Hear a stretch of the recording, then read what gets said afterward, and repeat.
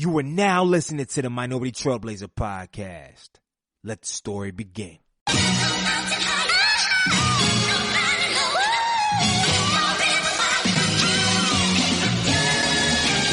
One time for the lovers, two times for the ladies, three times for the brothers, four times for the babies. Do you love her? Do you love her? Do you love her? Do you love her? Do you love her? Do you love her? Do you love her? Do you love her? Do you love her? Do you love her? Do you love her? Do you love her? Do you love her? Do you love her? One time for the lovers, two times for the ladies, three times for the brothers, four times for the babies. Do you love her? Do you love her? Do you love her? Do you love her? Do you love her? Do you love her? Do you love her? Do you love her? Do you love her? Do you love her? Do you love her? Do you love her? Do you love her? Do you love her? Do you love her? Do you love her? Brown skin, love her brown skin, love her brown. Brown skin, love her brown skin, love her brown. She my brown skin, love her brown skin, love her brown. She my brown skin, love her brown skin. Hold me down. Welcome to the Minority Trailblazer podcast, and I'm your host, Greg Ehill, the culture change agent. You already know on this show we interview young, successful minorities in a variety of fields to educate, empower, and inspire our current and future generation leaders. And today I got a show for you, man. Yo, we in this thing, man, and I already know what you're thinking. You looking at this podcast, you like, gee, for real, 2 hours, bruh? A 2-hour podcast, bruh? Hey, man. Yo, we just got to talking. I was up there at 102 Jamz in Greensboro, man, recording with the dynamic Morgan McKenzie, man. And we just had a prolific conversation, man. It is what it is. So if you gonna got a 2-hour commute, just chop this thing up, or you just ride with it. A lot of stories, a lot of smiling, a lot of tears, a lot of just real energy, man. And that's y'all should be lucky that all my podcasts aren't done in person. But with that being said, today I'm not gonna give you a 10-minute intro to the intro, and we just gonna jump right into it, man. If you new to this podcast, it's episode like 104. You got 103 to get caught up on, so go ahead and catch up on these things, man. We had the realest conversation on air. I believe in the culture, man. One of the fastest rising podcasts for people of color in the culture. We go on a tour this summer. A lot of stuff is happening. A lot of stuff is shaking, man. And it's all because of you. It's all because of you, man. So if this is not your first episode, man, show yourself some love. Let's get into it, man. It is a phenomenal episode for anybody that's trying to break into radio, anybody that's a creative entrepreneur, anybody got a post. If you got a post, this is a poppin', exciting episode for you, man. So y'all enjoy it. As you can tell, I'm excited. Y'all enjoy it, man. I love y'all. I mean that. I love y'all. Even sometimes I want to go up beside all my listeners' head, man. But I love y'all. Y'all continue to do your thing, man. Enjoy this episode. Make sure you slide in Morgan's DMs, man. Let her know you loved it, enjoyed the show. Get them, be on the lookout. We got a couple big announcements coming up. I told you, I thank y'all for waiting. We got a couple big announcements coming up. Yes. But yo, let me just get into the episode, man. Y'all enjoy it. It's going to be a legendary podcast. I'm going to read a snippet. I repeat, a snippet of the bio, and then we're going to jump right into it. And as always, I want to say this. This is about to be a legendary episode. This season, we've been on fire. Season 6 has been legendary, and we're going to continue creating legendary stuff. I'm excited. I'm not even in my normal environment. I'm usually at home, on my own desk, on my own microphone, but I'm in Greensboro. I'm making special appearances right now, and I'm going to read this bio. She is an old soul with a youthful quality that allures people from all walks of life. She is a native of Winston-Salem, North Carolina, and is a super Aggie with both her bachelor's and master's degree from North Carolina A&T State University. In 2011, she landed an internship with the former Wild Out Wake Up Show here at 102 Jamz. And in 2014, her internship allowed her to contribute to 102 Jamz community-based talk show Straight Talk. And if you, by the way, I think, did I play it? Sometime a couple years ago, I played the whole interview on here, man. Matter of fact, I might, for good time's sake, throw it online. So watch my Twitter or my Instagram for the next couple of days and share the full interview there. After 1 year, she became the co-host for the show. She became an on-air personality in 2016, regularly on the weekends, and her voice has reached many through the sound waves as she enjoys using her platform to be the voice of the people. Radio has allowed her to serve as a catalyst for positive change in the community, and once she found her voice, there was no stopping her from talking. Her goal is to remain proactive and offering perspective, disclosing transparency, and uplifting the community through the influence of her voice. And speaking from the heart has become one of her favorite, or many superpowers to be exact. And outside of being a radio personality, she is also a professor of English composition at the illustrious North Carolina A&T State University. And without further ado, I would like to welcome Morgan McKenzie to the Minority Trailblazer podcast. Welcome to the show. What's up? What's up? Hey man, it's good to be live and directing this thing. I'm excited. How you doing? Man, I'm doing well, man. It's been a crazy fast year. I don't understand. People say when you get over 25, stuff just happens fast. I'm like, yo, we already a quarter through the year. No, for real. It's happening. It's moving. And 2020 is real live on the way. And I'm turning 30. That's on the way as well. So, yo, that's crazy. So as we always do at Minority Trailblazer Fashion, we always start the show off with a quote. And please, can you share with our audience, man, a quote or mantra you live by and a story about how you apply that quote or mantra to your everyday life? Wow. Okay. I will say this quote that I got from you. I don't even know if you remember saying it, but it resonated with me. I say a lot of stuff. You really do. And this one touched me. You told me and told the people to flourish in that burden. And you were talking about things that you were going through in life and how tough it can be. And sometimes we're in predicaments where it just seems like there's no way out. But you have a choice. You can flourish in that burden, and that resonated with me. You know, I've been through a lot of ups and downs, and, you know, no matter what, I have a choice to make it out, figure out a way to come up with an opportunity to flourish. So that has really stuck with me. So I'll start with that one. Flourish in that burden. Yeah. What's the last story though? First of all, thank you for that. Mm-hmm. What's the last story or moment, that you mind sharing that you really had to like lock in and use that though? Okay. A couple weeks ago, I actually had to speak on a panel, right? And I've been pretty vocal about me dealing with anxiety. It's so ironic because I do a lot of public speaking. I'm a professor. I'm a radio personality. I have to use my voice, but I do deal heavily with anxiety, and it impacts me physically, emotionally, all at once, simultaneously. And I was on a panel and I had to speak about some real life issues, and I got really, really nervous. It was a small, intimate crowd. So my emotions were kind of high. My hands were shaking. My legs were shaking, and all of this is happening in front of people while I'm speaking. And it's burdensome. You know what I'm saying? Where I have all of these things impacting me internally while I'm projecting and presenting to people. And I just had to flourish, and I got through that speaking engagement, and people were very much so uplifted and empowered afterward. And I was so proud of myself because when that anxiety kicks in, it's like fight or flight. You know what I'm saying? Yeah. My body is literally going through fight or flight. What's the word? It's going through fight or flight. Yeah. And I have to figure out, am I going to let this take me out, or I'm going to flourish in this burden that's happening right now? And I just powered through. I stated what I had to say, and I did it with a smile, and I got through it. Yeah, man. That's phenomenal. Yeah. I always try to see what it looks like in action, because everybody can sound deep, we can think deep, but in action, I think that's where the most things come from. So I started this new segment on a show called Find the Post, because what I've been realizing that every interview has its own cadence, but a lot of the cadence is influenced by what's really going on within the last week or within the last couple of days of the person's life, because we got this whole interview, and in a week's time, we ask the same question. It could be completely different answers, right? Because there's a lot of things to kind of go with it. So I got two questions just to kind of find the post of the show. It kind of steer us in the direction that, I believe God wants us to go to. Okay. First, what was the most memorable moment of last week, good or bad, and what did it teach you?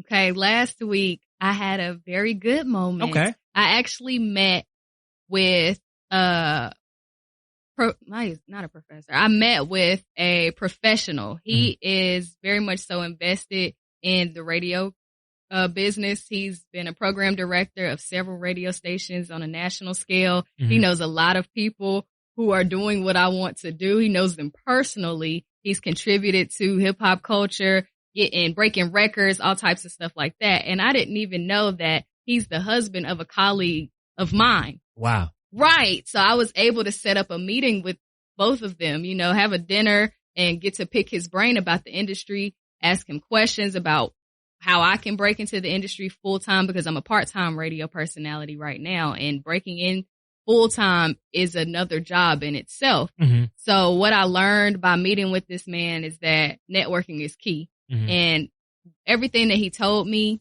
it kind of solidified the fact that I'm on the right path. Yeah. And I'm meeting people who are going to be influential in me progressing with my radio career. So I was pretty hype about that. The food was great. Yeah, where'd you eat at? I was at his house. Oh, wow. Yeah, wow. My colleague and her husband and one of my best friends, she works here at the radio station as well. So she got to ask questions too, because she just got on air not too long ago. Okay. Right. So we were both, you know, we had our notepads, asking questions, writing contacts down. So he gave us tangible contacts. Like, here are people who are in the industry that you can reach out to right now to bridge that gap. So that was very rewarding. And it let me know that I'm on the right path, and networking is key. I used to be so afraid to network, but it's everything. Yeah. The crazy thing about it is like, it sometimes it gets to a weird place where you're around like 28, 29 and you're in your career, but you're in it, but you know there's another level. Yes. And it's like, yo, I'm almost 30. It's like, not that I should be at the level. It's like, it's weird that you're still to some degree in an apprentice stage. You're like, yo, I've been here for 8 years. For a while. I'm on air already. Yes. Like, I'm doing this already. However, there's still more to go. Like, a lot more. So much more to go. And I went to a panel maybe last month. I've been traveling. Yeah, I've been peeping. You know, and trying to get my name out there and networking. So I'll speak on 2 panels that I went to. I went to one in Charlotte where it was all Black women in media in general. Yeah, how was that? It was absolutely beautiful, and I'm gonna tell you why. They had Black women who were reporters, who were bloggers, Who set that up? I can't think of the name right now. Don't worry about it right now. Yeah, but it was in Charlotte. Blogging Beauties, that's what it was called. Blogging Beauties, and they go on tour. And they happened to be in Charlotte, and somebody hit me up, knew about my brand before I knew about them, and invited me to come to the panel and just be an audience member. And there were 3 radio personalities on that panel, and to hear their stories also solidified the fact that I'm on the right path. It literally took, one woman said it took her 10 years to land her full-time job in radio, and now she's at Power 98 right now on the morning show, killing it. Jessica, she's dope. But the grind, like radio, I chose an industry that's super hard to break into. And people don't leave. People don't leave. They be on there 40, 50 years. You gotta hold it down. You gotta wait for them to roll on out. Something go down so you can slide through. Missouri. Oh my gosh. Yes. So it took her a while. It was another young lady. I thought she was full time. She's part-time in it too. She's older than me. Yeah. And her story was empowering. And then there was another young lady. She's on air in Raleigh. And her story, she's been in the game for about 15 years or something like that. And it's just like, wow. So the hustle is real. They networked. They started at the bottom. They had to intern too. And they had to do a lot of hard work to get where they were. So, you know, I have been here for a while. I'm still part-time in it, but I am far better off than I was when I first started. When you came on my show, I was only doing 2 hours of radio a week. Yeah. Now I hold down the weekends. I'm the go-to fill-in girl. So whenever the full-timers are out of town, they always call on me. Wow. I just told you off mic that I auditioned for night shows, so the nighttime slot. So I was on air every day consistently, which is giving me practice, which is giving me experience, which has allowed me to grow within the craft and find my voice even more. So things are happening. It just takes a lot of time, patience, and hella work behind the scenes as far as networking, reaching out to people, asking questions, all types of stuff. The question, though, especially it's 2019 and we live in an industry, in a space, in a time where anybody can pick up a microphone, buy it on Amazon, and they can start their own show, start their own media.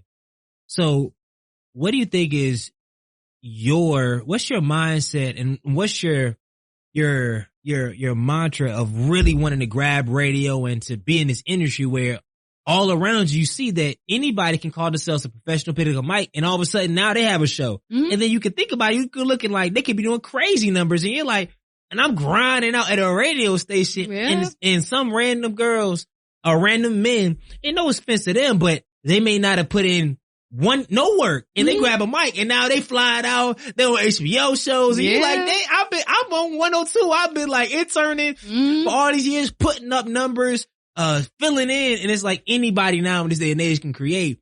What's your overall take on that, and how do you keep positive in that light where it's like, dang, bro, people just to start and they have no affiliation with no major, they don't have to go to no pipeline. Right. So what does that even look like they create a space now?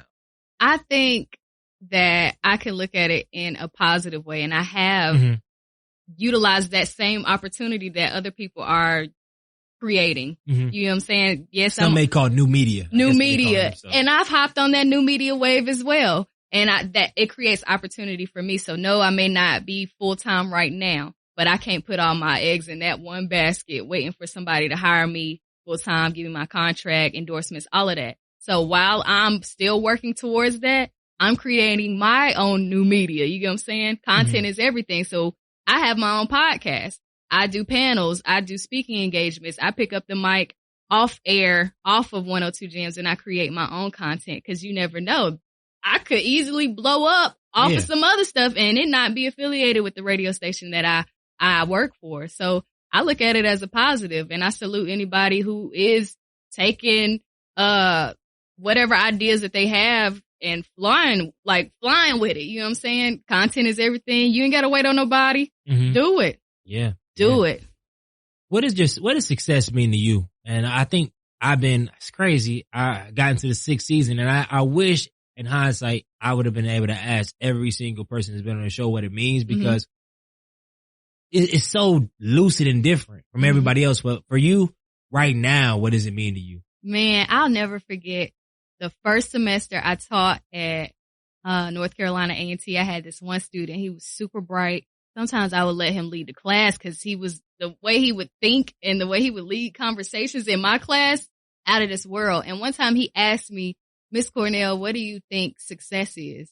And I didn't have the right answer for him. I felt like it was generic. And I don't even remember what I said. But then later on, maybe like a year or so from that class, I stumbled across not a book. I can't remember what book it was, but it was talking about success, and it described it as a journey more so than a destination. And I think a lot of people view success as a destination, like, oh, once I get to this point, I'm going to be successful. Or once I make X amount of dollars, I'm going to be successful. Or once I get this car, this whip, or work in this industry, I'll be successful. And they are totally dismissing the journey and the lessons and all of the trials, ups and downs to get to these destinations. So I think success is a journey. What you're learning, what you're failing, how you're bouncing back, how you're moving forward. And yeah, it's a journey. I say that it's more than just a destination, because if you get caught up in the destination, it's like you'll never really be satisfied. You ever see anybody who they say, oh, once I make this amount of money, then they make it, and then they're like, what's next? So they're not really feeling like it's success. They're successful because they're always looking at something else or what's next. You get what I'm saying? Nah, I hear that. I feel Does that make sense? That makes a lot of sense. That makes a lot of sense, man. So I think we found our post, and now we all warmed up. And also too, that helps everybody get warmed up. Luckily, you stay warm, you stay hot. So I don't need to do that. But a lot of people, I got to do something to warm it up, because then I found myself, because if I create the tempo, doing a lot of talking, setting it up, well, my mind, I'm going to do a lot of talking the whole time. And then all of a sudden, it don't really become an interview. It come me, and then it's like, it's cool. Some people ride with it, but some people like, hey, that boy G here don't shut up. Well, you can talk, but you be dropping gems, so I ain't mad at it. It's cool, but I want to do a little better. We're gonna see. So let's take a step back. Okay. Let's take a step back. Let's talk about foundation. Let's talk about childhood. Right before you got into media space, you got into dance and all this other stuff, man. Tell us a little bit about your childhood. Where you from? Single parent household type deal? Multi-parent? Do you have any siblings? All that good stuff. Okay, so I am from Winston-Salem, North Carolina. Is there anything to do in Winston-Salem outside like the furniture world and stuff like that? Man, Winston has changed so much. They're developing a lot of new stuff. Like every time I go back home, which is very rare, it looks different. They're building a lot downtown, parks, and it's a lot of stuff to do. Don't ask me what, but I'm just like, when did that bar get here? Oh, you can go there? That's a park. So it's totally different. But Winston, Southside, Winston-Salem. It's crazy because my mom, I went down there to visit her, and we traveled back to different neighborhoods in which we grew up, and she raised us. And it was mind-boggling to see where you come from and the conditions in which you were living and how you survived. It was crazy. Have you ever done that? Just go back home? Yeah, I think the conditions wasn't that. I mean, I'm only stayed when I moved to North Carolina, it was really 3 places. Yeah. So we lived in the same house for like 15 years. It was a nice house. Gotcha, so it was like it's my mom, my stepdad, but I call my dad. So my optics are a little different. I go back and it's changed, but it's not like, wow, I made it from there. It's like, okay, cool. That's what's up. It was like, wow. Yours is kind of like, we came from that. It was tough. It was pretty tough. I came from a single parent household. I grew up with my sister.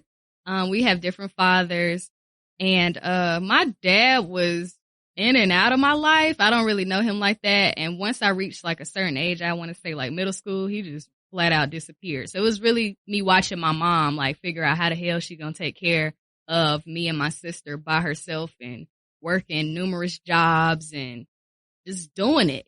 Not much time to really cultivate a lot of relationships or, you get what I'm saying? Like what we may consider some of us as listening a real life. Real life, yeah. She's going through it. So she didn't have a lot of time to devote to me or making it to a lot of my games or a lot of things like that. And it took me becoming an adult to realize she had to get it how she lived. Like she had to take care of us. So I had to deal with that. Dad wasn't really around, but my mom made sure I was active. Like I do remember going to camps. Yeah. You know what I'm saying? Having the whole summer camp feel, going to the recreation center up the street, having friends, going to the neighborhood, playing with the neighborhood kids around the corner. What else? I mean, I was always very, very, very shy. Like when I was tiny, I used to be like a mute. I would not talk. Why do you think that was? Why do I never really thought of why I was so quiet. I just really was. My sister, she was more so, we're 9 years apart. Okay. So I grew up. 9 years older? 9 years older. She is. Okay. She's 9 years older than I. So I always just used to look up to her. And it was basically, sometimes I felt like I was the only child because it's like in my eyes, she's grown. Yeah. But it was just me. So I would be in my own little world playing with my little dolls or, I don't know why I was so quiet.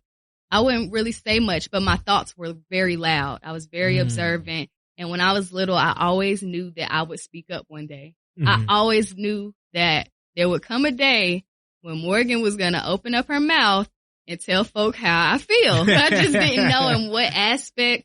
I remember I used to love radio though. And it's so crazy. Like I used to say to myself, I'm going to do that one day. I think I could do that. And it got to the point where I would be in the back seat of the car riding around with my mom, and I could tell when a commercial was going to come on, or I would know when a certain song was going to play, or I knew all of the names of the radio personalities, and I'm picking up programming, and I don't know what it's called, but now thinking back, I'm like, wow, I kind of knew the programming system when I was a child. Music was everything. My mom played all types of music at the crib, from rock, James Brown, funk, Pavarotti, opera, all types of music. Wow. So I have a vast knowledge of music. Music is my heart. My mom would play music from sun up to sundown. Sometimes she would blast James Brown on a school day until midnight, and I'm like, yo, I gotta go to sleep, but I ain't gonna tell mom to chill out. You know what I'm saying? So music was always James Brown off, okay. Man. You say that to a black woman back then. She ain't trying to hear trouble. Exactly. She wasn't trying to hear that. So music was always very key in my home. My mom did what she had to do to take care of us. My sister, I used to look up to her because she was 9 years older than I am, and I know overall I'd say I had a happy childhood, but we went through some real stuff. How often did y'all move? I could say about 3-4 times. Yeah, 3-4 times. Okay. Mm-hmm. Okay. So how'd you end up at A&T? Man. Oh gosh. So I went to Parkland High School and I was a part of the Dancing Devs. So Dancing Devs in the marching band. So I started out. And you light skinned too. Y'all probably the funny acting high school girls. I already know, man. Was I the only light skinned girl in the crew? Most of my homegirls is dark skin or brown skin. Okay. So yeah. But anyway, I was a dancing Deb and we danced in a marching band and I just loved it. Like I took to it. I ended up being a captain and I would come home and I found out about Golden Delight and I was like, oh, I gotta be one of those. I used to come home, get on the computer and watch band clips for hours. Yeah. I would memorize the dance steps, all that. And I was like, I'm going to A&T. I'm sick of dancing for y'all because it was messy. I'm going to A&T. So I started going to what's called prep classes with Golden Delight in 2007. So this was before I could even try out. Mm-hmm. I'm learning all of their dance moves. I'm learning how to twirl flag, twirl baton. So by the time that I'm able to try out, I'm going to be ready. Yeah. They knew me by name by the time I could try out. Mm-hmm. And that was it. I knew that I wanted to go to A&T to become a Golden Delight. I did not know what I was going to major in. I would figure it out on my way or once I get there. A&T was the only place I applied. Like growing up, my mom, she wasn't really strict on me as far as grades or things like that. As long as you came home alive and you ain't come with no boy or you ain't pregnant, you good. I'm good. She had other stuff to worry about. Are you passing? Where your report card? We good? We good. That's what it was. So I wasn't really challenged academically like that. So I was just like, I just know I gotta get to A&T, try out for Golden Delight and get the hell up out of Winston-Salem. Mm-hmm. I felt like if I stayed in Winston, I wouldn't reach success going back to that. And you hadn't like first, Winston and Greensboro like 20, 30 minutes away. Going up the street, just up the highway. But it's crazy. We have, sometimes that duality, as a black person where it's like, man, if 30 minutes, but I wonder, do white people think like that? Do they be like, yo, if I just get from Cary to Raleigh, my life is going to change. I just need to get out of Cary. I just know. Get out of Raleigh. I don't know. And then we have to take this into a world, but we can go left right there. But it's always funny. It tickles me. That we have to really process that at a younger age. Like, yo, if I really want to make it out and put some respect on my name, I gotta make moves and how 30 minutes can change a lifetime. Yeah. Right. That's how it was. Like a lot of my friends, I was fortunate to hang out with girls who they were about their studies. My crew, they were about their studies and they were inspiring to me. So we were all just talking about college. So that was inspiring, you know. Of course, my mom's like, girl, you got to go to college now. I don't know which one you want to go to, but we're going to work it out. Go somewhere. Exactly. Go somewhere. And then you had the other population of people where it's just like, they don't know what they're doing after they graduate high school. Yeah. They don't know. They don't have any plans. And then there were a number of girls whom I went to school with in high school who had babies. Yeah. You know what I'm saying? They're teenagers having kids, like real babies. Yeah. I said, no, I don't want that to be me. No shade. Yeah. I just didn't want that for my life. You know what I'm saying? And that's what I was around. Some people were engaged in drug activity. You know, I saw a lot of stuff coming up at a young age and we were out here getting it. I ain't gonna act like I was innocent out here in these streets when I was in high school. I seen a lot of stuff. So by the time I got to A&T, nothing was new, if that makes sense. Nothing was new. Yeah. So I just knew that going to college was going to provide me another way, an opportunity. You know what I'm saying? And I would always go off of like a different world. I just felt like college was going to be lit. A different world was the soundtrack that a lot of people's collegiate, like what it was going to be, how people were going to move. I felt like that was it. That was the archetype of people, archetype of men, archetype of women. Dang, where's our different world now? Do we have We need that. We really need that. I know they tried to revamp it. Not revamp it, but Blackish. No, the spinoff to Blackish. Grownish. They're trying to make it like a whole different world, but I wasn't feeling it. First of all, I love Blackish. And I just came into love like a couple years ago. grown is a little different. I think it's like for the hipster, chic black people. And I'm like, that's not the black experience because it got a lot going on. Let's leave it right there. Mm-hmm. So I respect grownness, but I'm like, that ain't it. That ain't it. That some people were really trying to compare it to a different world. And I'm like, nah. Ain't no black people in it. Nah. And it's like, it's not an archetype of black folk. It's like, nah, bruh. That wasn't it. So I feel you on that. But I definitely had that image of the HBCU instilled in me because of a different world. So I had that going for me. I had Go to Delight. Yeah. And I was like, I got to get away from home. Yeah. So I just chose A&T, legit, the only school that I applied to. And I knew in my heart that I was going to get in. Mm-hmm. And it just happened that way. And so before we get into the media journey, talking about media and then eventually being a professor, I do want to ask one thing about your time at A&T because I don't want to belabor that. But at A&T, man, what would you say was your top couple takeaways that you learned about yourself in college? Yeah, about college. Not college taught you, because I used to always say, oh, what did college teach you? And it's like, but, and also to all my audience, man, after she shares what she's doing, I want you to pause it wherever you're listening to in your car, at the gym or whatever. Now, if you're at the gym, don't pause and keep listening.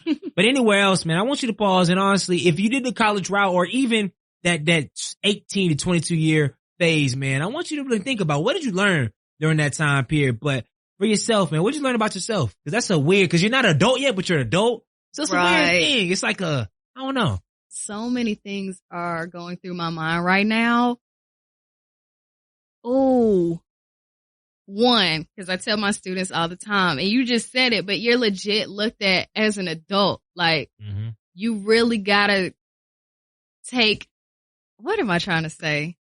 You have to take initiative in college. Like, no one is going to hand you anything in college. And had I known that, like, I feel like I would have done more to create opportunities for myself, if that makes sense.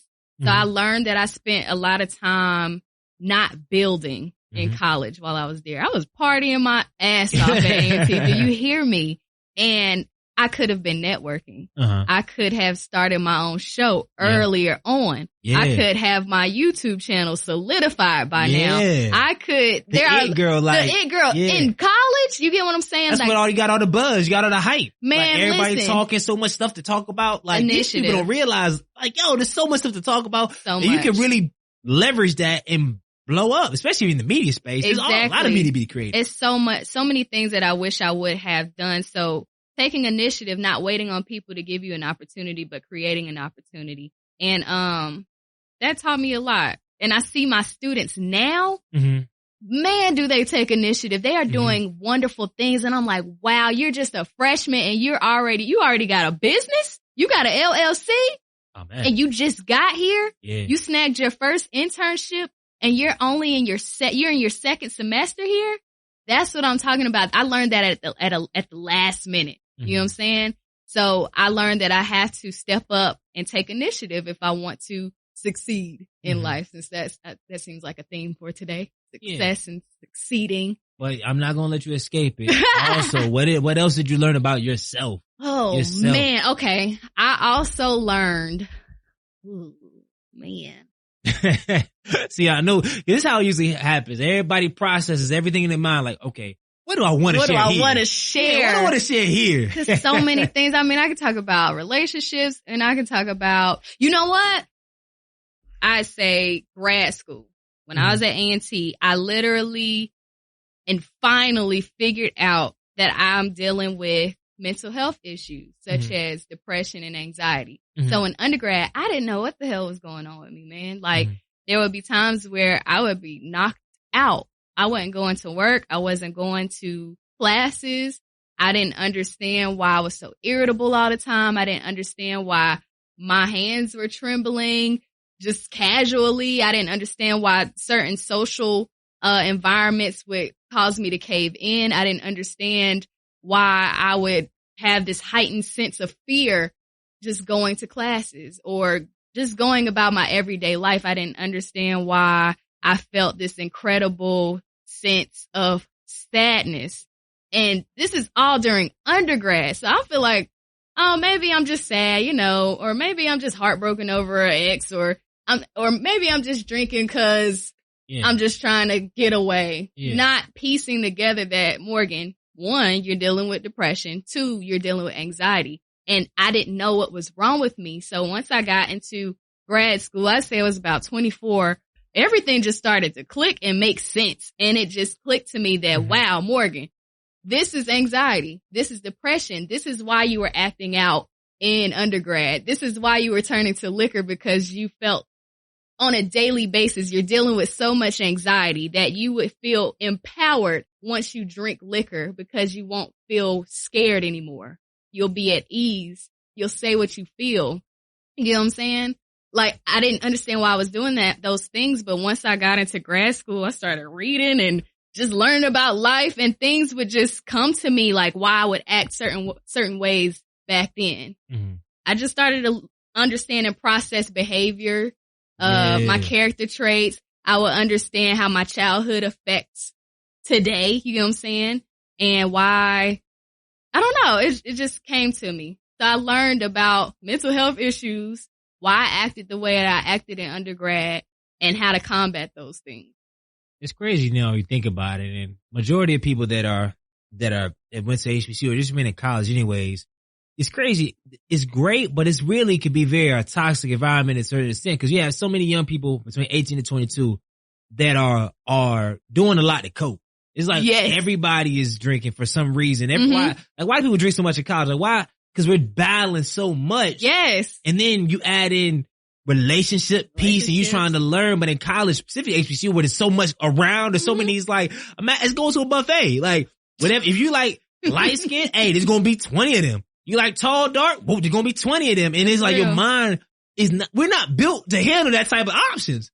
And it's not, and then you're processing stuff, and then it's like, it's just, and people are not really grown yet. Some people never grow up, but we're really not grown yet. Not at all. And we're making grown decisions. Credit cards, apartments. Everything. So we have to, you're drinking, you acting out, you're in parties, you doing all this other stuff that we ain't gonna talk about on air. And it's like, and then you 23, 24, and you're out. And it's like your detox moments. You like, whoa. How was I drinking this much? Like, crazy. And you're right. A lot of students in undergrad are legit coping through a lot of different things. And what is interesting to me as a professor now of English, I highlight and stress the importance of writing. Yeah. So my students, once they come into my classroom, some people hate it, some people love it, and some people see the benefit later on. They come into my classroom, and the first thing that they are writing, handwriting, to paper, pencil to paper. Because think of when was the last, you got your paper right now. I always do, but I see it all the time. But you see a lot of kids, people, they don't do notes. They don't write, they don't handwrite at all. They use their phones, typing, texting. No, not a lot of people are actually sitting down and putting pen or pencil to paper anymore. And that's how you generate ideas. That's how you lock ideas down. And once there's a study out there that shows that once you write something down repeatedly, it helps retain information. Yeah. So I see the benefit in that. So I encourage my students to handwrite each class. So sometimes I'll give them a free write, and boy, do they put it all on paper. Like I let them know, hey, I'm reading these, but I'm throwing them away after that. Yeah. And they spill it out. They spill their guts onto paper, and it's like, oh, I'm dealing with this at home, or I'm dealing with anxiety and depression right now. I just got bent last night because I'm dealing with this. And it's just like, these babies trying to cope too. Nothing's new. Question on that though, because I think there's something our artists can get from it. If you had to give a free writing exercise right now, imagine the audience is your class. What does that even look like, and how could they get something from it? Because I think there's something powerful in there for anybody of all ages. I mean, what is it really? What is it really? It's just like, you just take 30 minutes and just write. They just sit and my classes are only 50 minutes. So I let them write for at least 10 to 15 minutes. Sometimes I just say, at least write a paragraph, get something down, because just practice the writing process. But I'll have some students who end up with 2 pages full of writing in 10 minutes to 15 minutes because they obviously had to get something off of their chest. So if you are interested in the writing process, just sit down and write whatever comes to you. It's a free write. Whatever. Just let it flow. You'll be surprised what comes out. So as we transition from ANC to now, okay, we're a little bit past we're in grad school, but now we're thinking like, let's get into this media space. Okay. I want to find out where that seed, I mean, outside of when you were a little kid, where that seed got planted. But before we do, I do have to ask this question. Like, what do you think is the most pivotal thing that happened during your growing years that had a dramatic impact on the shape of your life? Like, it don't have to be bad. It could be good, but like, that had a real impact on the way you move and see the world. Two things come to mind. Number one, and I will shout this to the mountaintop. My homeboy, Thigo B, he legit taught me how to breathe. Like, I've been breathing incorrectly for the longest. Okay, what do you mean? So, when you breathe, you're supposed to breathe from your diaphragm. That way you're using majority of your lung capacity and getting as much air and oxygen circulating in your body to your brain. So with me dealing with anxiety, I would breathe from my chest, and I'm restricting the airflow, number one. And with me breathing from my chest and with my nerves always on edge, I'm always in fight or flight mode. That's making me even more nervous. So he taught me how to breathe diaphragmatically. Breathe from your diaphragm. That's a deep word. It is. Diaphragmatically. Yes. Ooh. So it calms you down, slows down your heart rate. And he told me to be mindful, practice mindfulness, and meditate. Changed my damn life.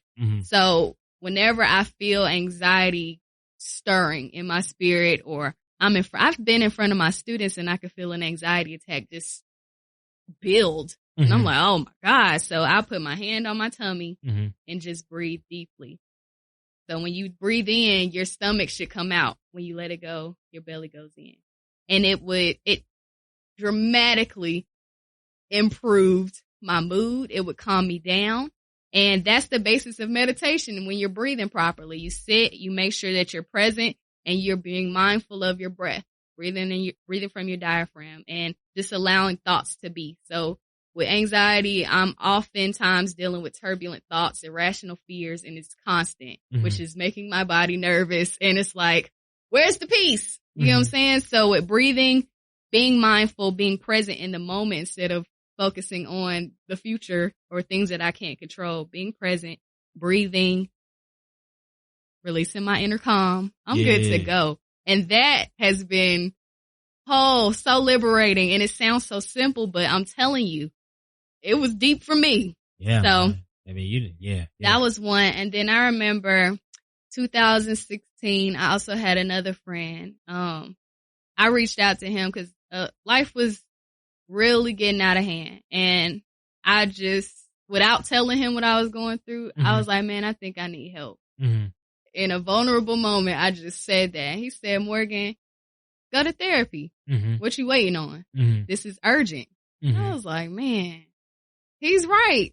So I started going to therapy, and it was liberating as hell. You actually get to sit down and talk to somebody who is bound by law not to share your information. Cause sometimes you might tell a friend, you might tell your family members what's going on with you, and you don't get the response that you want. You don't get the response that you need. They could be judgmental. They can give you bad advice, or they can give you no response at all. And you just sitting there like, damn, I'm just vulnerable as hell with you right now. And this is not what I wanted in return. So when you have a good therapist, somebody that understands you culturally, who can give you strategies to combat your day or whatever issues that you're having. If you find a therapist who can understand or break down the root of your issues, who could talk to you about your childhood and how that affects you and your behavior now, it's very enlightening. And it's serious spiritual work to really come face to face with whatever you're dealing with. But those strategies, you're learning more about yourself and you're learning more about how to move forward. Super beautiful journey it's been since I've been going to therapy and breathing and meditating and being on my Zen shit. Yeah. I'm sorry. I curse. Nah, it's all good. It's all good. It's all good, man. That was a lot. No. It was a lot of good stuff. Like, no. It was a lot of good stuff. Like, seriously. I think there's a lot of stuff that the listeners can definitely take away from, that honestly, like, I mean, people should pay to hear this. It's crazy. Seriously.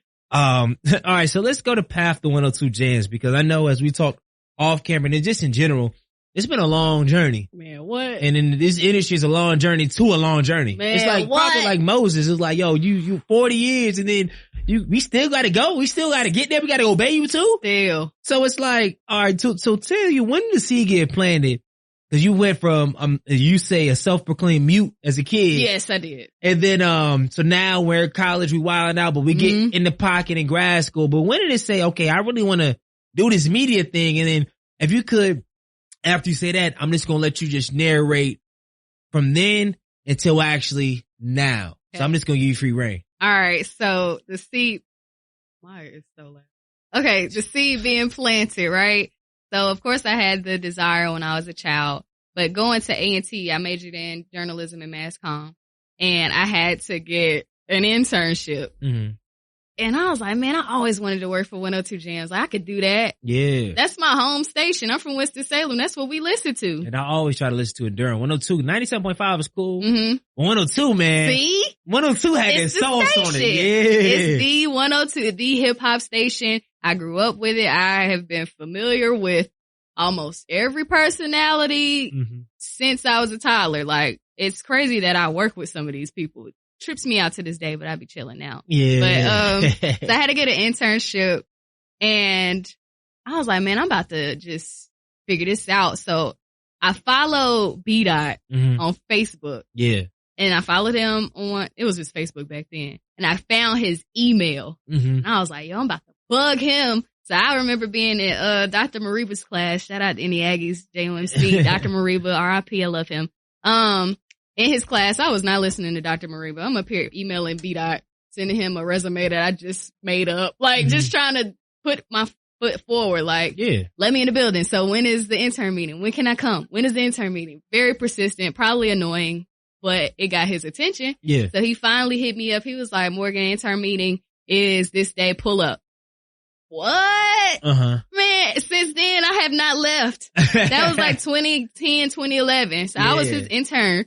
B-Dot's intern. That's crazy. But before that, I would do PSAs at WNAA on campus of A&T. So I was actually hands-on in there, you know, trying to figure it out, cracking open the mic, reading my little scripts. And I was like, man, it's cool in here. I like it. You're in the little booth by yourself and you get to listen to music. And I'm like, man, this is the life. I like this. And I would see other personalities who had their own shows just in there vibing. I was like, man, this seems like a cool job. Every day. You just every come here day. To talk.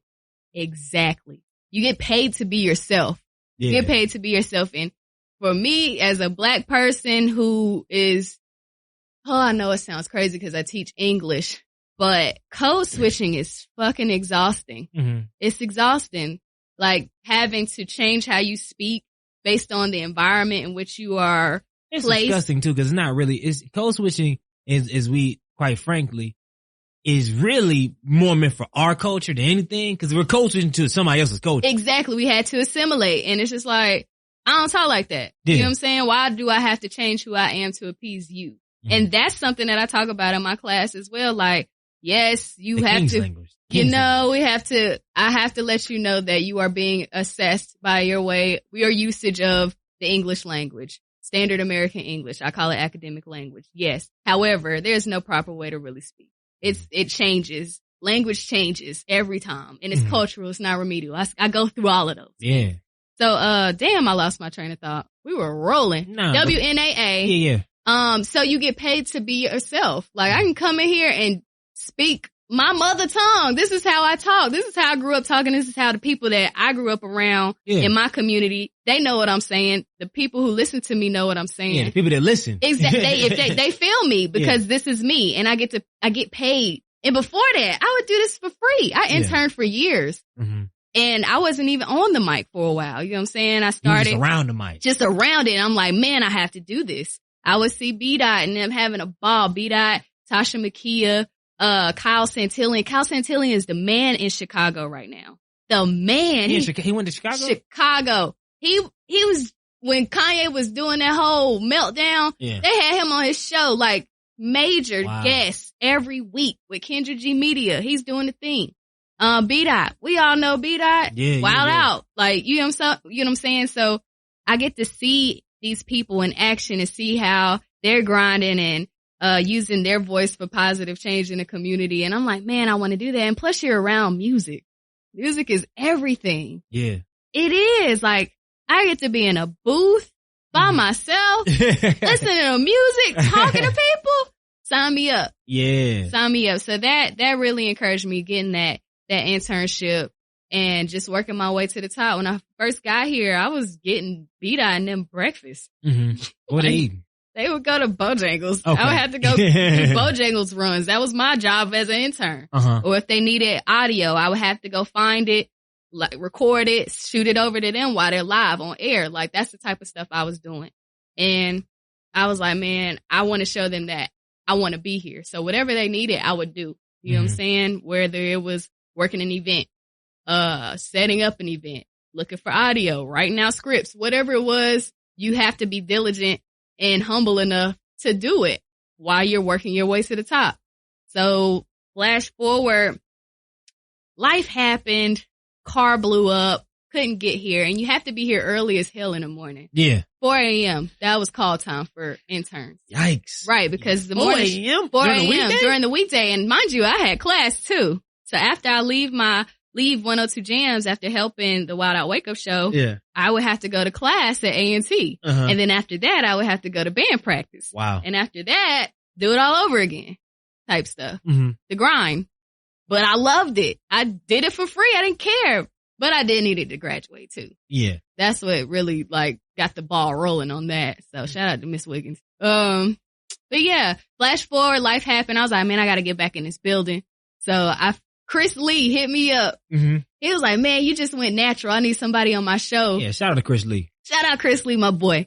I need somebody on my show, talk about natural hair. You just chopped all your hair off, come through. I was like, bet. He don't know I'm not about to leave though. He does not know that this is my ticket back in the building. Yep. So he actually let me on air and it was a dynamic discussion. I was just letting people have it because I was going through it once I chopped all my hair off. People did That's what happens. I mean, for the most part, black women that's listening don't hate me. But I don't know when the big time comes. Hey, that's when people get real because you have nothing to camouflage no more. You gonna hear what I want to say, and you gonna That's it. All of that energy I was giving it. Okay, you're gonna get this bare face. Get with it. My head, it's shaped this way. What's up? Don't come at me when my twist out is popping. Okay, love me with the big chop or get gone. But anyway, it was a great discussion. I was like, hey, you need help next Sunday? I got you next Sunday. Got an idea for next Sunday, persistent. He was like, come through. You could be on air. What? So I was on air for almost a year. Wow. Every Sunday. Every Sunday I would just show up. This man is letting me on air. I don't know if y'all hear me. When I interned for the Wild Out Wake Up show at B-Dot, I was getting coffee and biscuits and just doing audio. Chris Lee put me on the mic. And one day, my boss, he was like, hey, you're Morgan. I was like, yeah. So he was like, come in my office. I'm scared as hell. I've never met the big man in charge around here. Yeah, the Wizard of Oz. The Wizard of Oz. That's what it felt like. He was like, yo. Well, he didn't say yo. I'm paraphrasing. Yo, you've been doing this for quite some time. I'm going to extend a job to you. I said, what? I'm in here. Got my job, part-timing it up. 2 hours of worth of radio time every Sunday. I'm hype. I'm going to work my way up to the top. Y'all don't know. I don't know how I'm going to do this, but it's going to happen. Yeah. And that's the fire that you got to have, especially with this industry, because again, nobody's going to hand you anything. You have to be intentional and you have to, take ownership of what you want to do. If there were commercials that needed to be done, do you need help? Can I do this commercial spot? That's my way of trying to get my voice on air. They don't know what I'm trying to build here. I'm saying, hey, I'm gonna help. I'm gonna do this. But I'm plotting at the same time. I'm gonna work my way up. And that's what it's been. That's what radio is all about. You ask any radio personality, I won't say any, but a lot of radio personalities that are serious about the craft and the business, their hustle to the top is similar. You have to be humble. You have to be hungry and you gotta go get it. So that being said, though, because I want to go into a radio personality or even a creative's head, but specifically in a radio personality specifically, I remember back in the day, you were saying back in last year, you were on air every single day. So what does that look like showing up and creating every single day when days where you don't feel like getting there, you don't feel like being here and then you're here? And now you got 2 hours, you got 5 hours. And of course there's music during this time, but you just can't be out here just saying anything. So What does that even look like? How do you, the days you don't want to be here? Every single day you got to be here. Man, going back to that year, which was last year, it was tough because I saw the full-time position on the horizon. It's just like I had a lot of other things going on, but I'm like, I got to get to it. Get to it. So I'm teaching 8 a.m. classes, teaching from 8 a.m. until about 2, 3.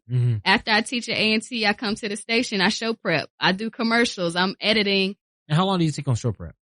Show prep? Yeah. I mean, what helps me is throughout the week, I'm following trends. So I'm on Twitter. I'm on the Shade Room. I'm on IG. I'm on Gossip. I'm on all of the entertainment news sites. And I screenshot news or trends that's popping, or if a thread is lit on Twitter, I'm saving it throughout the week. So by the time I get to the actual station, I'm just compiling all of this information and figuring out how I'm going to lay it out when I'm live. So after class, I'm at the station until about 7 when I went live. 7 to midnight. It's lit. It's lit. And I have to give some day. Like I told you, radio doesn't stop for anybody. Yeah. And 102 Jamz is a different radio station because we have 24-hour live coverage. We have a DJ in here at all times, where other radio stations, they're cutting down for monetary gain, where they can have maybe 3 DJs. They can voice track or pre-record their show and go about their business. So you'll have stations that are empty, but the show is rolling because it's pre-recorded. Not us. It's live. It's energy. It's on. So it doesn't matter if I'm sick, if I'm not feeling well, if something happened dramatic, you still got to show up and give. It's showtime. It's entertainment. And people shouldn't be able to tell that you are down. Yeah. And it's been like that before. I've had serious things happen, and it's just like, yo, I gotta go on air. I just bawled in the car, like stuff like that. But then on the flip side, I've gone through stuff personally where it's like, man, I gotta go on air. I'm ready for this. This is what I've been waiting for all week. It's been a tough week. I'm ready to get in this studio, cut the music on blast, answer some phones so I can laugh because people are going to call in with love or whatever shenanigans they have. And I'm going to let it all go because I'm at the job of my dreams. So it has its pros and cons. Some days I don't feel like it. I was exhausted last year. I don't even know how I was surviving. I don't know, but I did it. You know what I'm saying? Because it was still an opportunity. So, but yeah, sometimes, a lot of times radio is like my icing on the cake after a long work week. Is there a common thread, not a common thread, but is there a common way that you take a step back? How did you learn radio, or how to like to go interpersonal interviewing skills and all that stuff? Is it like a book you had to go through? Is it like everybody has their own style, or is there certain things you can do and certain things you know is not to do? Like when you came into the game, like how'd you even pick up like the little stuff as far as communicating with others and driving the show? Man, radio, a lot of what I've learned has been on the fly. Yeah. From trial and error. Yeah. A lot of it has been from observation. So when I wasn't on air, I would just come here on my off days or on lunch break. Yeah. Just to watch somebody. And I would listen. I always listen to B-Dye. I listen to a lot of other personalities to see how they engage with their listeners, how they're prepping their show, or what kind of content they're producing. So I would learn from observation. Give us some inside scoops. Give us some things that we can kind of individualize. Cause I'm always curious for other people that's like on the mic. Cause everybody has their own thing. Well, okay. I'd say with Chris Lee, with this whole news situation, Chris is spot on with coming up with questions out of the blue. Like, and meanwhile, I'm still processing what people are saying. He's on to the next question, and there are questions that really have a major impact. And I'm like, how in the hell is he coming up with this stuff? I remember he was like, yo, 30 minutes. I was like, good God. He flies. Hey, calm down. He flies. And it's questions that you have to really sit and think, but he's already ahead of you. And sometimes, I'm going to keep it hot with you. Sometimes it's so early in the morning. We have not done our show prep for Straight Talk. But the beauty part and what I learned from him, you feel out your interviewee. Yeah. What's their energy like? And you tap into something personable. Now, I learned this from Chris Lee and B-Dye. They're so personable, and you could have somebody who's kind of guarded on air, and it's the worst. But they will figure out a question that's personal to make them open up. Once you get that, you're good to go. You're good to go. So being personable, asking the right questions, like on time. Yeah. Like keeping that rhythm going and questions that have an impact. Yeah. Cause that's hard to do. Yeah. Specifically probably when you're interviewing people that's been interviewed 1,000 times. Right. How are you going to make this different? Hey man, so how did you get started, Kanye? Damn, bro, we done watched especially now, everybody got YouTube channels. Everybody got their own medium. So how, without being, not coonish, but without just being outlandish. But sometimes outlandish got Drink Champs. So then cats outlandish. So Joe Budden outlandish. He is. So what the heck? Academics outlandish, like outlandish sells. So I guess it does, but to a certain extent. With radio, you have to be very much so particular about what you say because of FCC regulations. Certain curse words we cannot say or the station will be charged. Wow. You have to be careful about what you can't solicit things over the air. I'm glad I'm never on radio. Luckily I don't go too left. But I say a lot of stuff about race and a lot of other stuff, but continue. Okay. Cause I could say a lot about that. I talk about race too. And I've had that talk where it's like, Morgan, you may want to settle down a little bit. You know, we have white listeners and I'm like, yeah, but they could get it too. Like we're going to talk about race. We're going to talk about stuff that matters. But, you have to be careful about what you say, curse words. You know how I don't know if people be hitting you up like, hey, can you promote this for me? We got an event happening down the street. Radios, you got to play my music. Like, it doesn't work like that. Yeah. It's a business, number one. So people will say, Morgan, we got an event. Can you talk about it on air? No, I cannot. If it's not directly affiliated with the station, I can't just go on air and be like, hey, check out, Black Barbie Hair Salon. Like, they got a deal going on right now. I can't do that. And people think I'm being Hollywood, as you would say, but I'm not. So y'all about to get bread. We ain't gonna get nothing. And I'm gonna lose my job because I'm soliciting. You know what I'm saying? I have to be careful about that. I have to be careful about, music. Like I can't just go on and play the type of music that I want. There's a show program. That's what a program director does. So if I go in and do whatever I want to do, he's gonna have an issue with me. So people don't know the background of how radio works. They don't know about the sales department. They don't know about commercial spots. They're like, Morgan, I got this going on. Talk about it. Can you make a commercial? You have to go to sales for that. There's a hierarchy and there's a way to do business with radio. It's just not just a free for all on the air. It's a business and it's corporate. That's what some people really don't know. It's corporate as hell, down to the numbers, down to what we play, down to the programming, down to the sales, down to the commercials, down to who is in the building, who's on the mic. It's programming, it's corporate, it's real. So with that being said, let's go back to scale real quick. How have you seen, what are the two biggest areas as far as your craft that you've grown in as your time on the mic?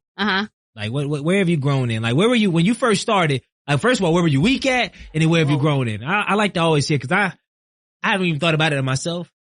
But I want to hear you think about it. Man, so when I was on the mic at first, again, shaking, shambles, stuttering, all types of stuff. Unless Chris would lock me in. If we're having like a dynamic conversation, I would forget I'm on air. That's the goal. Yeah, that's always the goal. That's the goal. But when it was me, when I got those solo shifts, dolo, I was like, yo, when that on air sign comes on and that mic is on, it's like things get real. It's like, oh, the world can hear me.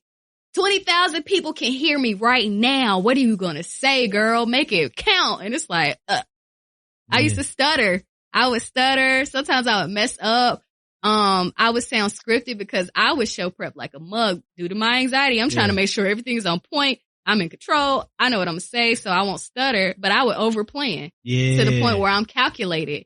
And my voice, I didn't know that with radio, you use your regular speaking voice. They don't want an announcer. They want a personality. They want you. So I would go on air, 102 Jamz, like trying to change my voice. And I remember my boss was like, Morgan, why are you talking like that? I was like, what do you mean? He was like, Morgan, use your regular speaking voice. I was like, that's boring. He was like, no, it's not. Do you hear the inflection in your voice right now? You have the range. Be you. I was like, wow, how do I be me on air? It's hard. Like, it's really hard. It sounds simple and it sounds like something easy because you're just talking in a mic, but actually knowing that a whole bunch of people are listening to you. You're running a program. You're doing all of these things. Yeah, because it's not just you're sitting here talking. No, you are doing things. Because you're mixing, you're doing stuff. It's like, Your mind is going. People asking questions. You dialing in. So much. You look me in the way of time because music got to timing is everything. Like I could be talking to a person on air. I have to monitor the time. I have to make sure this song is playing at the right levels, that the timing is off. I got to make sure that the next song comes on. Don't let me have a contest and an event that's happening out on the streets, because not only am I taking calls, recording them, editing them, and talking in the mic and making sure the music is downloaded, there is somebody on the soundboard that's calling me that I have to record as well. So people are like, hey, Morgan, we out here on the streets. You ready to record? And I'm like, man, I just got to take this call. It's so much. And then you have to be you naturally. Yeah. So that was the biggest and hardest thing for me to learn initially, how to just naturally, casually bring myself to the mic and not put on. Mm-hmm. And that takes, it sounds crazy. It takes practice though. Like I would have to come in here, and we have what's called an air check machine. So for those who are not familiar, air checks are a montage of your best audio from your show. So I would come in here and pull my air checks. So they're my best breaks. Like I said, hey, 102 Jamz, the hip hop station. I could pull that. Mm-hmm. Something I said on air, pull all those and listen to them. Is it an automated thing? Yes. So it automatically can tell you what your best spots are? No, it'll automatically pull every piece of audio that you did for that show. Okay. So anytime I crack open that mic or press on, it's being recorded. Yeah. So I can go back in the production room, use this machine, this air check machine is called Profiler, audio profiler or something like that. Pull it up, all my audio from my show. Anytime I talked on that mic, it's recorded. I can go back and listen to it. I can be like, ooh, I sounded crazy, or wow, that was a good break, or how can I do this better? Or maybe if I show prep for this a little more, or changed my voice a little bit, or maybe if I just relaxed on that, you get what I'm saying? Yeah. I could listen, pinpoint areas in which I can improve, and just plot for my next show, but just try to be more relaxed. And it comes with practice. What they don't tell you is that with radio, you could get all this stuff in a book. Somebody can tell you what to do until you're blue in the face, but you won't know until you're hands-on in the mix. And a lot of stuff that I've learned has been on the fly while I'm in the mix, or just happened to be around and just had to do some stuff on the fly. The first time I had to crack open the mic by myself, that happened because somebody didn't show up. Yeah. So I'm thinking I'm going home. I'm thinking I'm going home. Nah, somebody didn't show up for their show. So now you got to take over. Mm-hmm. So stuff like that on the fly. Just do it. That's practice. That's crazy, man. So let's transition a bit. So now we're done with show as we getting closer to the finale. All right. So we're doing this. We're also teaching. I just want to ask one quick question on the teaching real quick before I get to some life stuff. As far as the teaching, did you ever see yourself as a professor? Hell no. Like, it really trips me out to this day that I'm somebody's professor. It trips me out as well. Yo, like, I haven't left A&T. I've been at A&T since 2008. And it feels like home. Yeah. And in my mind, I'm still a student there. Like, that's how I feel when I'm walking about campus. And you look like a student too. You know, and also a couple years ago. You still like a student. You still got that. You still got that sauce. See, and I still feel like that until I walk into the classroom and those kids. Not kids, but the students are there to see me. And I'm like, yo, they gotta learn from me. Like, a lot of pressure. And I ended up teaching because, I went to grad school and I obtained my master's in English and African American literature, which was something I did on a whim. Yeah. A whim. But grad school ended up changing my life. It turned me into a scholar. It opened my mind intellectually. I read books now. I know more about myself. I know more about culture. A lot of what I learned in grad school, I talk about on my show. So it was very eye-opening, enlightening, and beneficial to me. Mm-hmm. So once I graduated, I'm like, yo, radio is not kicking in. So I need a real life job. Yeah. What am I going to do? You can teach. It happened to be an opening at A&T. Wow. To teach. And I was like, yo, let me get in. I hit up all my former professors, and one of my favorite professors, he was like a chair at that time. And I was like, man, I really need this job. You know me, you know my work ethic. Yeah. You read my work.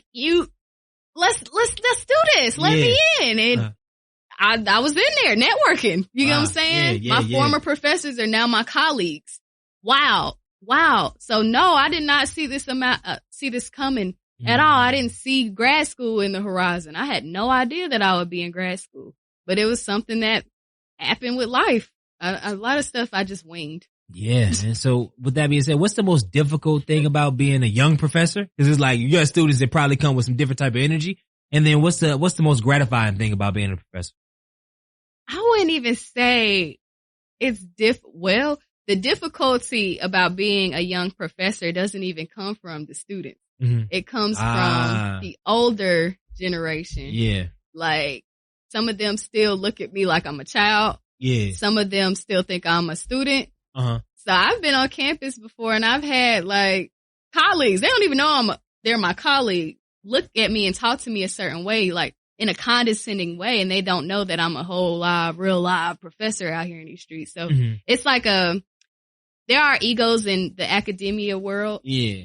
In the academic world, there are a lot of egos, particularly with those who have doctorates. You see the hierarchy, and I'm an adjunct. Yeah. So adjuncts are at the bottom of the totem pole in the world of academia. So the respect aspect can be a little trying from my colleagues, but me being a young professor gives me an advantage with the students because I think they see themselves in me. Yeah. I feel like they are more open with me due to my relatability. I was just oh gosh, I'm getting old. It seems like yesterday. Yeah, almost. It seems like yesterday, but I was just in college. I'm gonna let it ride. I was just in college. So I know what they're going through. Like I hear their conversations and I'm like, man, nothing's changed, yo. They still going to the cap, getting turned. You know what I'm saying? Like they talk about Riverwalk. They talking about, next level party. They talk about probate, all of the stuff that you and I, we got to experience. Every year, let's pregame before probate. Let's go there. Let's mob about. All of that. Where it's going. When we partying and we're going Green Street, all of that. It's crazy. We this whole time, you may have went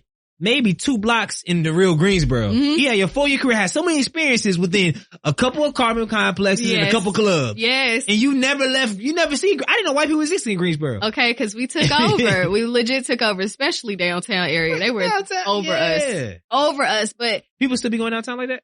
Yeah. Okay. They do. I stay away. Like, working in the radio, I know the party promoters and some of them are the same party promoters that you and I party with. Crazy. And then some of them leveled up. So this what's up. But, Greensboro is a college town. So naturally they're going to appeal to their demographic, the college kids. So they're getting lit. I just cannot. They'll invite me to a party. I'm like, nah, I'm going to run into my students.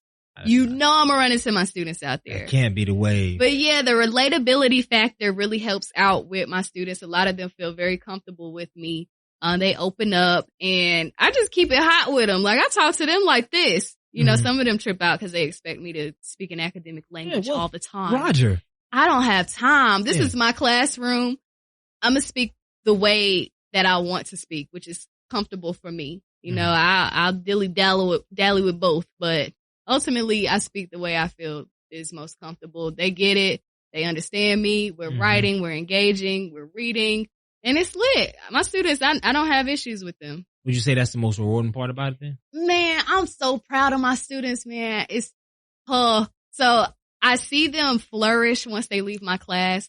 I know I'm making an impact when they call me back or they'll email me and like, Miss Cornell, can you write a letter of recommendation for me? Or Miss Cornell, how do I navigate this space? Or did you go through this? Like they're asking me personal questions or how to navigate their majors, how to switch majors or how to move forward with their matriculation process, like real life things. They think about me and I'm like, wow, I am making an impact because sometimes I'm like, man, am I really reaching them? Like that. I mean, I was cool with, not say I cool, but it's like they were so old or they were foreign or I didn't even feel it. I wish I have no real cat. I mean, I have real cats. Don't get me wrong, but not nobody I can really say that, a couple years older than me and I can really relate to or have an impact. So that's always rewarding. And some of them will they'll find me on social media, but I'm able to see like. But luckily the work you do is like, it ain't like you. Yeah, on the low with it. I'm not. I'm a public figure out here in these streets. So they find me, they follow me, and I follow some of them back, and it's just amazing to see their growth. I've seen some of them skyrocket with their majors. Some of them run for positions on campus, pledge, internships, creating their own content. I'm like, do it. Do it. I love it. So I'm so proud of them. Super rewarding to know that I'm making a positive impact on fellow Ag. And remember, everybody that's listening to this podcast, remember, specifically if you're a minority, it's your obligation to give back in some capacity. It's not, this ain't nothing to just to highlight on social media, etc.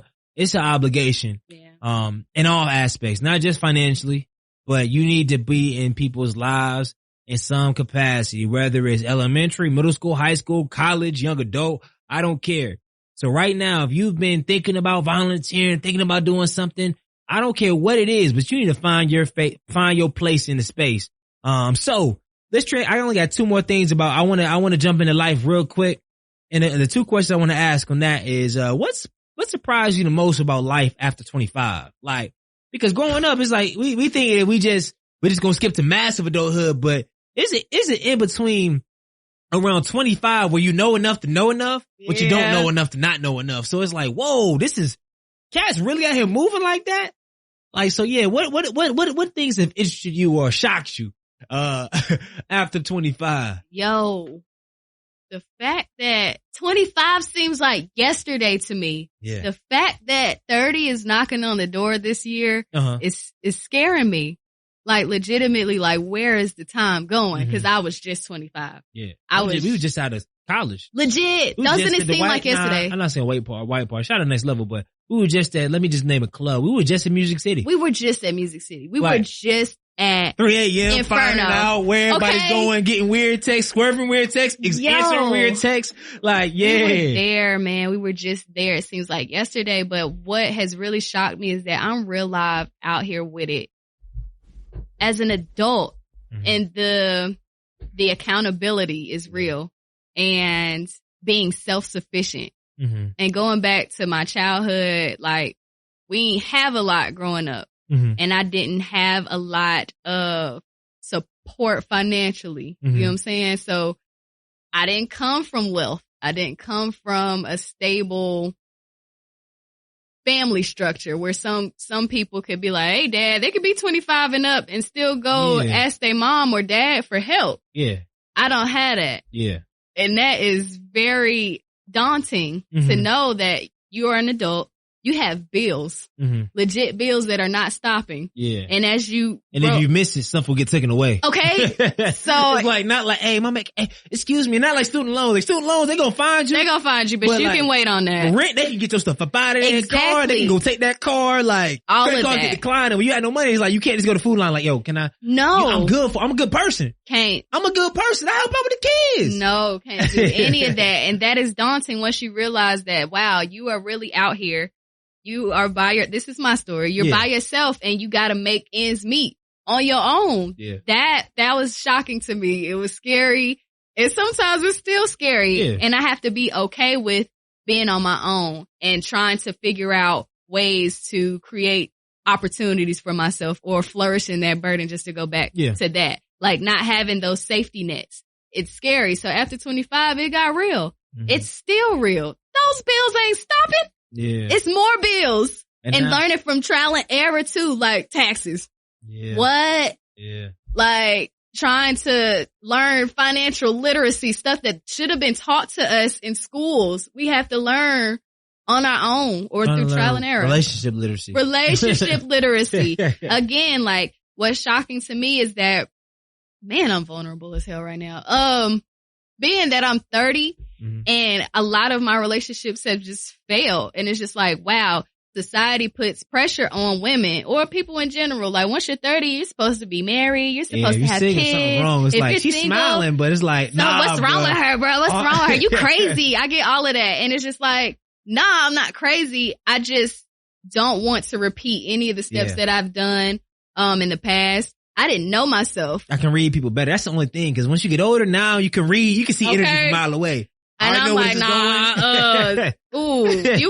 was fun, but I gotta let you go, my friend. Like, this was real cute, but I don't want that. So I know what I want. I know a lot more about what I want in a relationship. Slowly get older. Slowly it's coming together, and I'm coming to peace with being present in the moment and not getting stuck on that success destination. You know what I'm saying? Of course, there are places in which I want to be. Yeah. Of course, there are things that I'm plotting on, with my career or trying to, create more money, more opportunities for myself.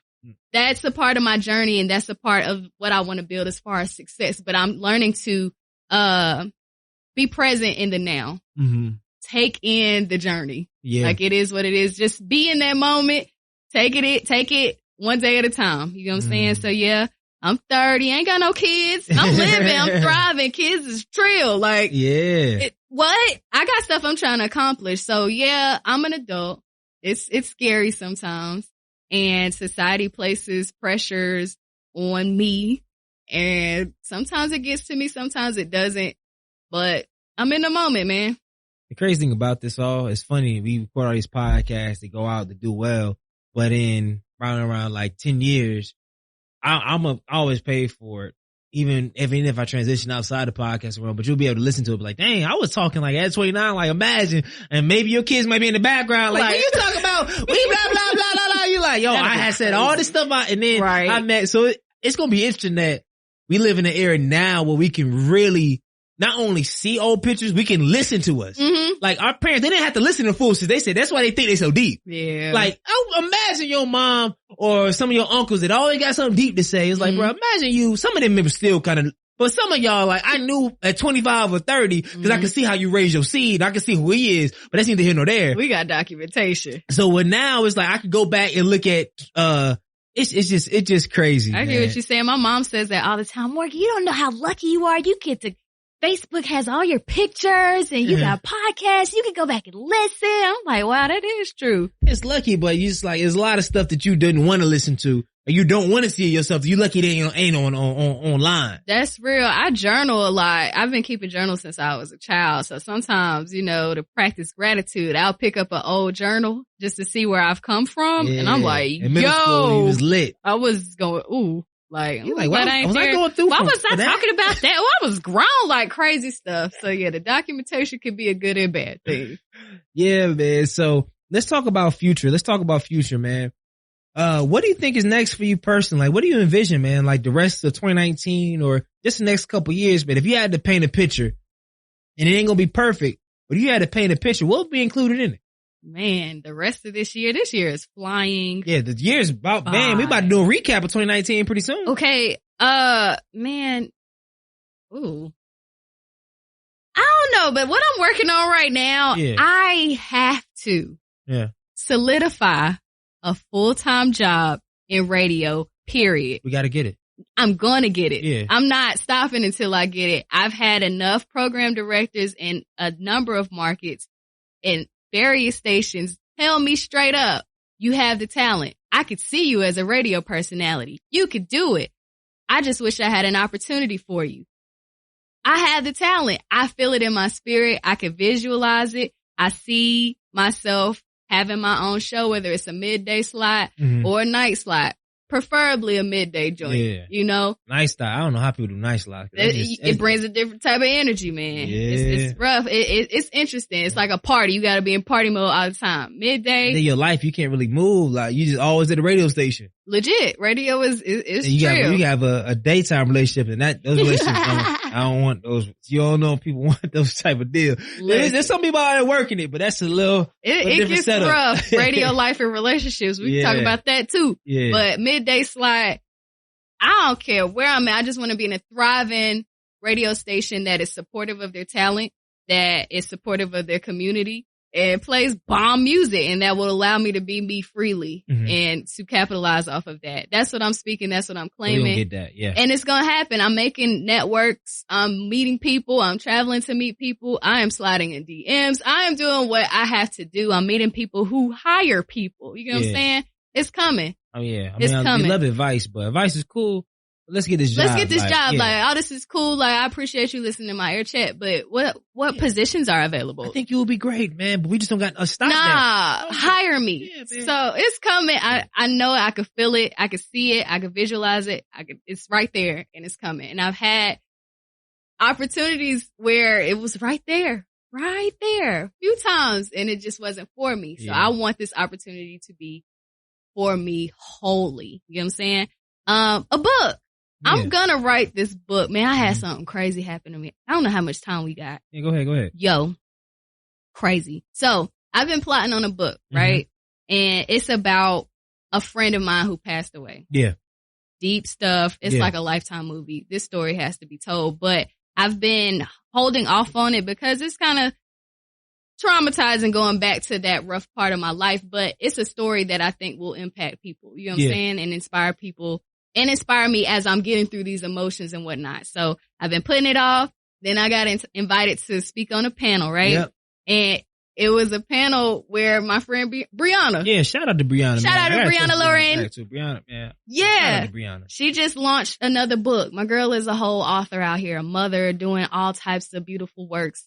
And she had me on a panel with so many beautiful women who did various things, but there was a publisher on the panel. Mm-hmm. When I tell you she spoke to me, and she didn't even know it, she was just like, you know, some people may not be led to write because they're fighting their emotions, or writing might be traumatizing because of a certain situation. I was like, yo, what? This is me. Like, this is why I've been stalling on the process.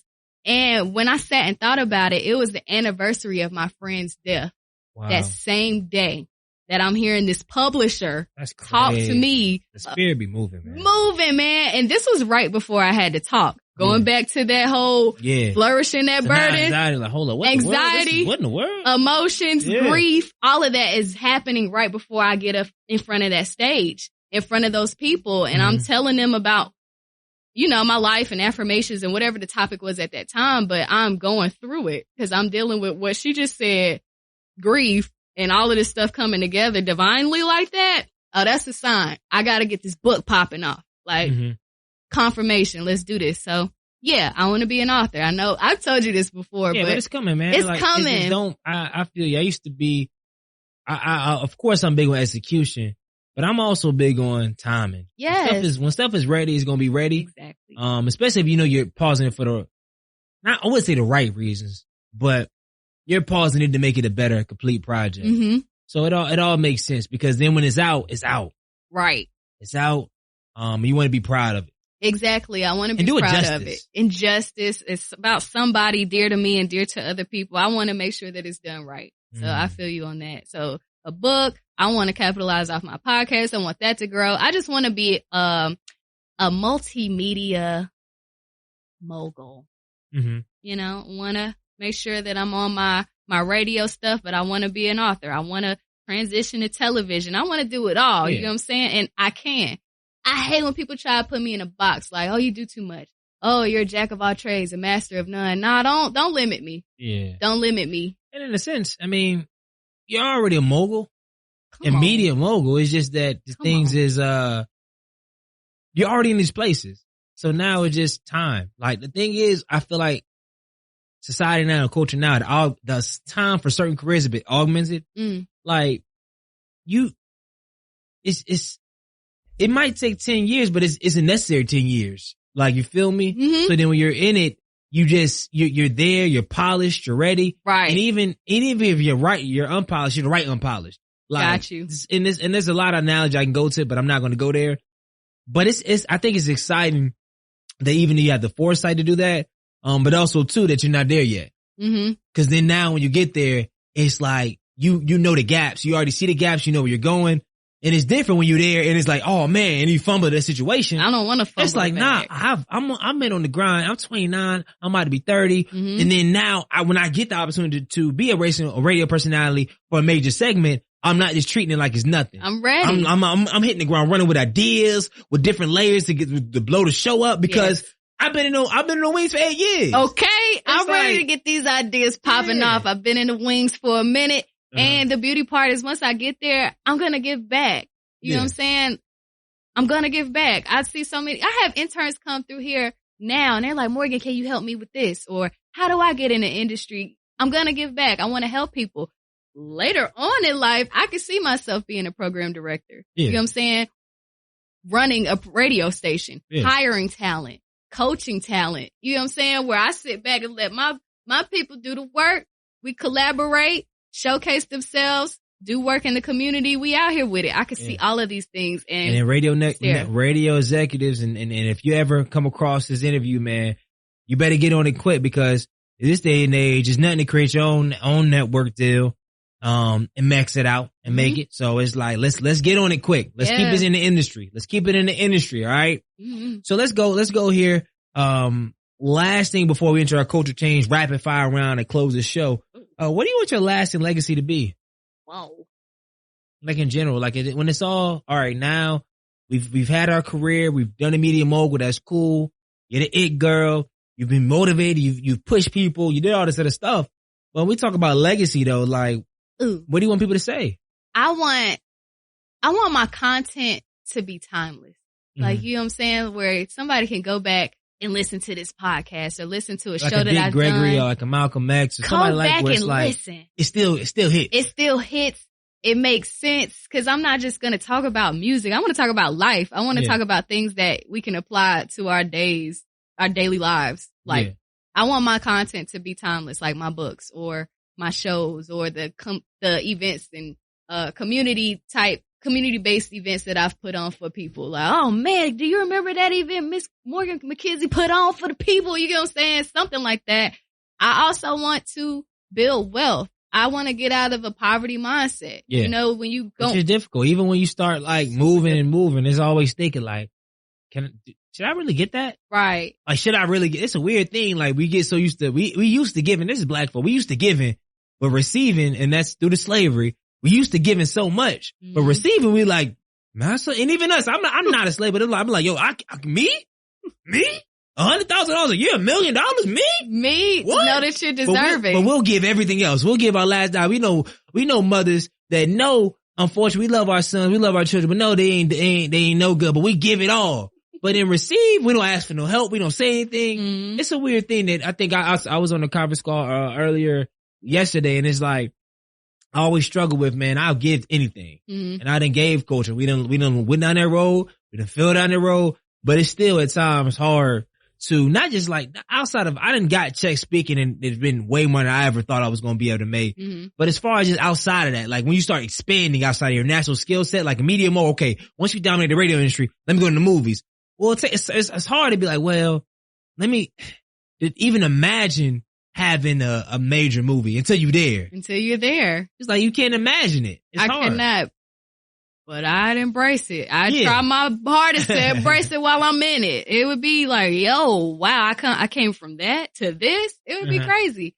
But I want the content to last, and I want to get out of that poverty mindset, like having money and then being afraid to spend it because something might come through. Something might come up, like a bill, or something crazy might happen and now you're broke. Like, poverty mindset. Like, I want to learn the business. I want to learn how to create wealth, so that if there comes a day where I have children, they'll be set. You know what I'm saying? Legacy. My kids won't have to worry about anything. My kids will be able to go to college or have something to inherit. You know what I'm saying? So I want to make an impact on the community and for my children. That sounds so crazy if that happens. I don't know. What do you think, especially in this media industry where you want to love and support people, specifically black people? How can you support?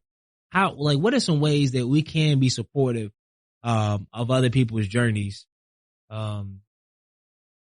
It's a simple question because in the context behind this, because let's look at Taylor Rooks, right? Taylor Rooks, she's a sports reporter. She just got an affiliation with Bleacher Report. She's pretty young. Okay. And she's one of the only black women sports reporters on Bleacher Report, which is like it's like the ESPN of sports in a sense. You're schooling me right now because I don't watch ESPN, but shout out to her because that's crazy. It's really big. Like, she's interviewing a lot of the big time athletes, man. She's young and black, getting it. And there's so many examples around. Shout out to Silvio Bell with BuzzFeed. There's so many like other people that's doing some stuff, but it's like, how can you really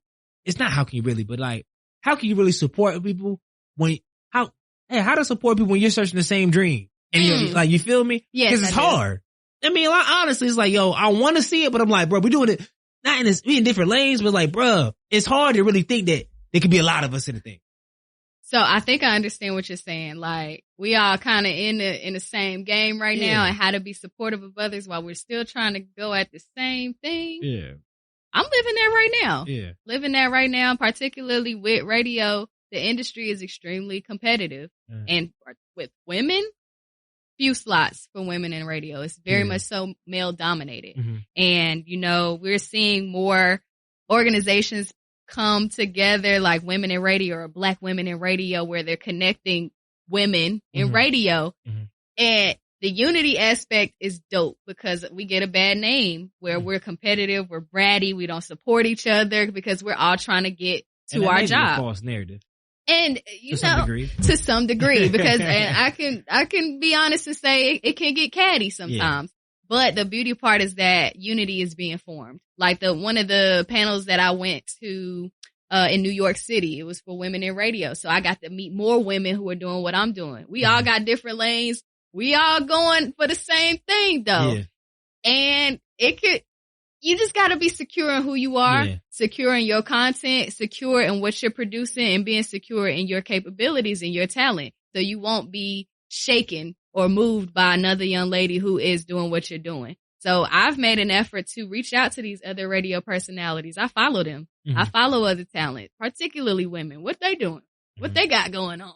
You know what I'm saying? And not in a way to be competitive. I'm trying to support. Like, oh girl, you did a dope break. I listened to your air check. You sound wonderful. Or I can't wait to meet you in New York City. Like, it was cool because I got to meet other women who are doing what I do. They understand the grind, being a woman in radio, being in a male dominated industry that don't want to validate women's perspectives on things like music or things that could be very much so beneficial to the station until a man says it. You know what I'm saying? We share all of that. Yeah. So the unity is being made and you have to be secure in who you are.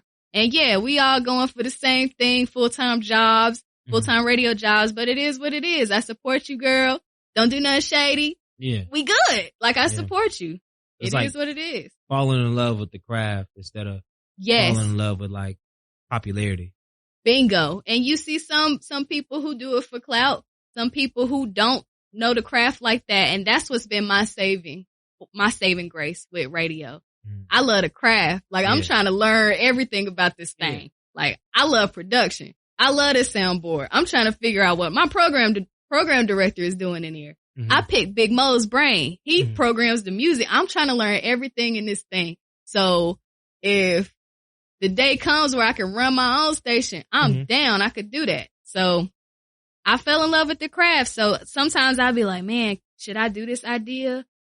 I'm scared or other. I remember I would feel like I would have to wear makeup on air when I'm posting and doing videos. Like, I felt like I had to keep up with the girls. Like, other radio personalities that are women, they be beat down. Like, I'm talking about coming to the station looking like they about to go to the club, but that's their brand. Yeah.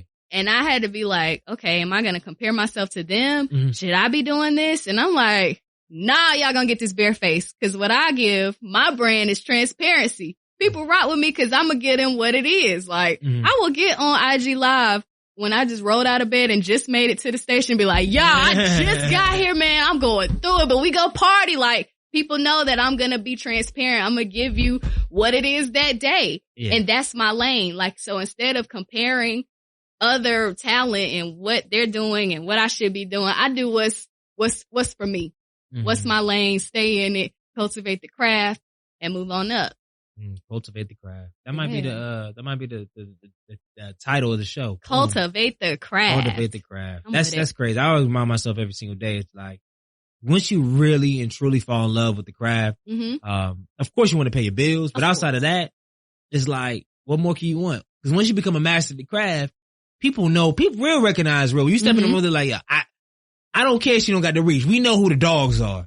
Like, we know who the dogs are, because the thing is, once you get amongst your peers, popularity goes out the window. It doesn't matter, because you know who's really putting the work, who really has talent. Right. You have to respect it. That's because real. If you have no talent and you in there with other dogs, it's like anything. It's like, oh, there's a lot of Rottweilers here, but there's only a couple that is going to take your neck off. Now that's real. And it's going to show. If you don't cultivate your craft, one day it's going to show that you haven't done the work. Like, maybe you skated your whole life. You ain't have to cultivate the craft, but one day, my friend, it's going to show. Yeah. You need to be ready. Gotta be ready. So on the fact of being ready, let's jump into our last round, our culture change round, where I asked a series of 5 rapid fire questions, and I need 5 rapid fire answers. You ready? This gave me anxiety. Nah, it ain't like the radio interviews where y'all just be all based and out of pocket with these questions. Nah, that's not my lane. I stay in where I'm at. All right. What's the best piece of advice that you have never received? Never received? Never. Whoa. That's kind of like, it's kind of like you giving your own advice, your own thing. Ooh, is there a pass button? No. What? Okay. Oh man. No, that's a horrible. I'll probably put a drop. That I given myself. Yeah. All right. I've got me, and I've had me, I have me, and I've always had me since I can remember.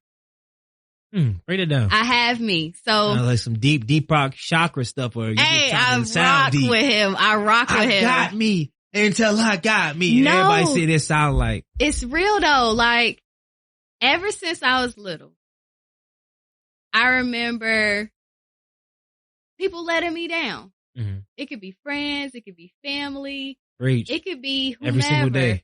Every day. Like, you get what I'm saying? We have these expectations set for people, and we expect people to fill these roles because they're our mother, or they're our father, or they're our friend, or they're our sister, or bestie, or whatever. You know what I'm saying? They have these roles, and we expect them to do certain things because that's what they do. Yeah. That's what the role requires. Mm-hmm. But some people don't reach it. So then you're let down. And I remember just being a kid and being let down sometimes. And it's just like, I would go into myself and I would figure out a way to make myself feel better.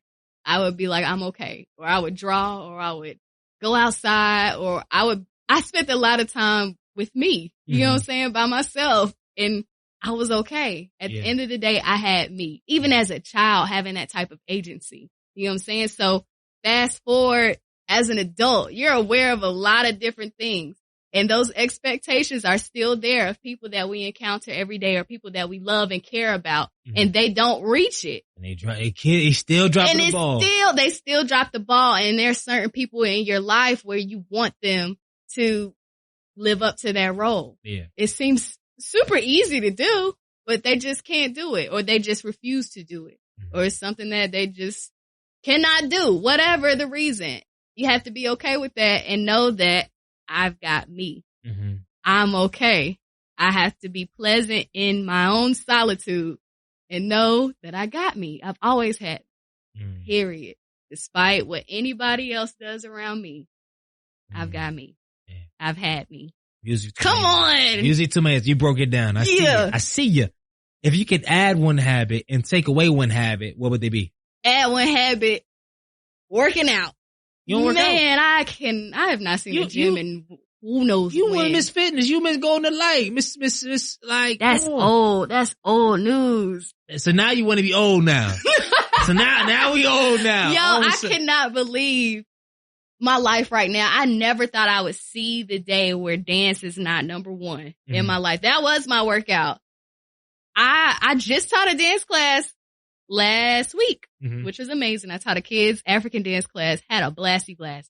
Was I about to pass out? Yes. The kids didn't know though. Boy, you can't get work this whole life to be the main person in the show, and now when you get the video on the show, now we chunky chunk, boy. Man, no it ain't gonna happen. And sisters, don't you dare. Don't you dare be like, oh, no, I'm not saying all that. Don't get me there. I'm saying, if you know you could be better, if you know you can do better, and you're not comfortable, like, if you're not comfortable in your weight, then like get to a comfortable weight. So I know you probably comfortable in your weight, but it's like you probably know that hell, you work so hard to get to the lights, the it girl, and then all of a sudden now it's just we don't care because we on radio, right? Because they don't see me. But yeah, well, I remember growing up, I used to hear these beautiful. I mean, no, they're still beautiful women, but I thought it was a little I was like, whoa, these people on radio, man, boy, yeah, these radio boy, Tom Joyner, bro, he don't got no hair. Shout out to Tom Joyner, but it's like all these people like, yo, for real? There's a saying that people have a face for radio. That means they're not attractive, but yeah. I don't know. I'm gonna work on it, but I wish that was my habit working out, staying active. Cause I do a lot of, I'm making excuses. I just need to work out, make it a habit. What was the second? Create a habit? Yeah. That was mine. What habit would I lose? Takeaway, procrastination. Man, procrastination has got to be the downfall. Procrastination though it's a lie though. Because the thing is for what you want to do, you do what you really want to do. And that's a whole different psychological conversation. Say that. Cause if it's something that I want to do, I'm going to do it. Yeah. But if I don't feel like doing it, I don't want to do it. Like cause you can't say you procrastinate, but you showed up for a whole year. And for all these times you interned at 4 a.m., you did all this other stuff. So the things that you really not doing, you have to really start to do a little hour of writing of why you really don't want to do it. Cause there's something else. Now, procrastination doesn't exist. We know that. Procrastination don't exist. You're teaching. It's E.T. and all. He said E.T. made a great example. He's like, yo guys, if I told y'all be here at 4 a.m. and I got $2 million, 100% of y'all will be here next time. Y'all will be there. So this procrastination thing is really a myth. It's really hiding a lot of stuff. Wow. I think I read an article that broke that down a little bit. Yeah. It's a deeper reason why we are putting things off. Ooh, okay. But yeah. We know. And it's a dangerous box. When you start opening those boxes, the boxes keep coming. And you're like, oh my God, what? Whoa, this is the reason why I didn't want to write this? Like, this is the reason why I got to a certain extent. Wow. Now I'm up here thinking about like what I was procrastinating on and why. But yeah. Just even think about even a lot of things. Think about your last relationship when you knew it was dead, but it was like 2 months go by, a night go by, and you like, I should end the night. And it's like, in so much other things. There was a reason and I'm holding on. Yeah. Come on, somebody. That's a word. Yeah. Something there. Yeah. Yeah. All right. Third, what is your favorite book or movie and why? You mentioned him earlier, Deepak Chopra. Mm-hmm. He has a book that I carry around often and I reread often for reminders, and it's called The 7 Spiritual Laws of Success. Oh wow. And it's a thin book. Uh-huh. Very easy read, but it breaks down the concept of consciousness, spirituality, self-love, the law of attraction, karma, being intentional, the law of least effort, all types of things to just let you know who you are. One quote, I think it's from this book, just knowing that you are love. That was something that I struggled with for a while, like realizing that I am worthy of love, I am love, and I am love. It breaks down that so you know who you are before you start plotting and planning for the future. 7 Spiritual Laws of Success. Deepak Chopra, a must read, beautiful book. And I'm telling you, it's beat up because I carry it around in my purse. And from time to time when I need to remind myself to be present and to be in the moment instead of becoming super agitated and wrapped up in irrational fears about the future, because I can't control it. Yeah. I can't control it. So it teaches you how to be intentional in the present now, but letting go of the result. You know how you're plotting and planning, like, oh, I'm going to get this job. I'm going to get this job. I'm going to do this. I'm going to study the company. I'm going to ace this interview. I'm going to get this job because the way I see it. Mm-hmm. But in the universe, it can happen any type of way. Yeah. It can happen any type of way, not necessarily how you planned it. And you have to be okay with that because you can't control the future. Yeah, that's why a lot of people miss their blessing. Because they want it to be in the box, but you got to open it up. It can happen you might be so intentional. And once you let go of that control of the future, it might come back tenfold. Like you might even get something bigger than what you were planning on, but you're so stuck on that rigid overview of how you think things should happen. So yeah, it teaches you to be intentional, set goals. However, be open to the opportunities because it might vary from the way you're planning it. So all my single women, stop looking for 6'3" dark-skinned dudes. Stop it.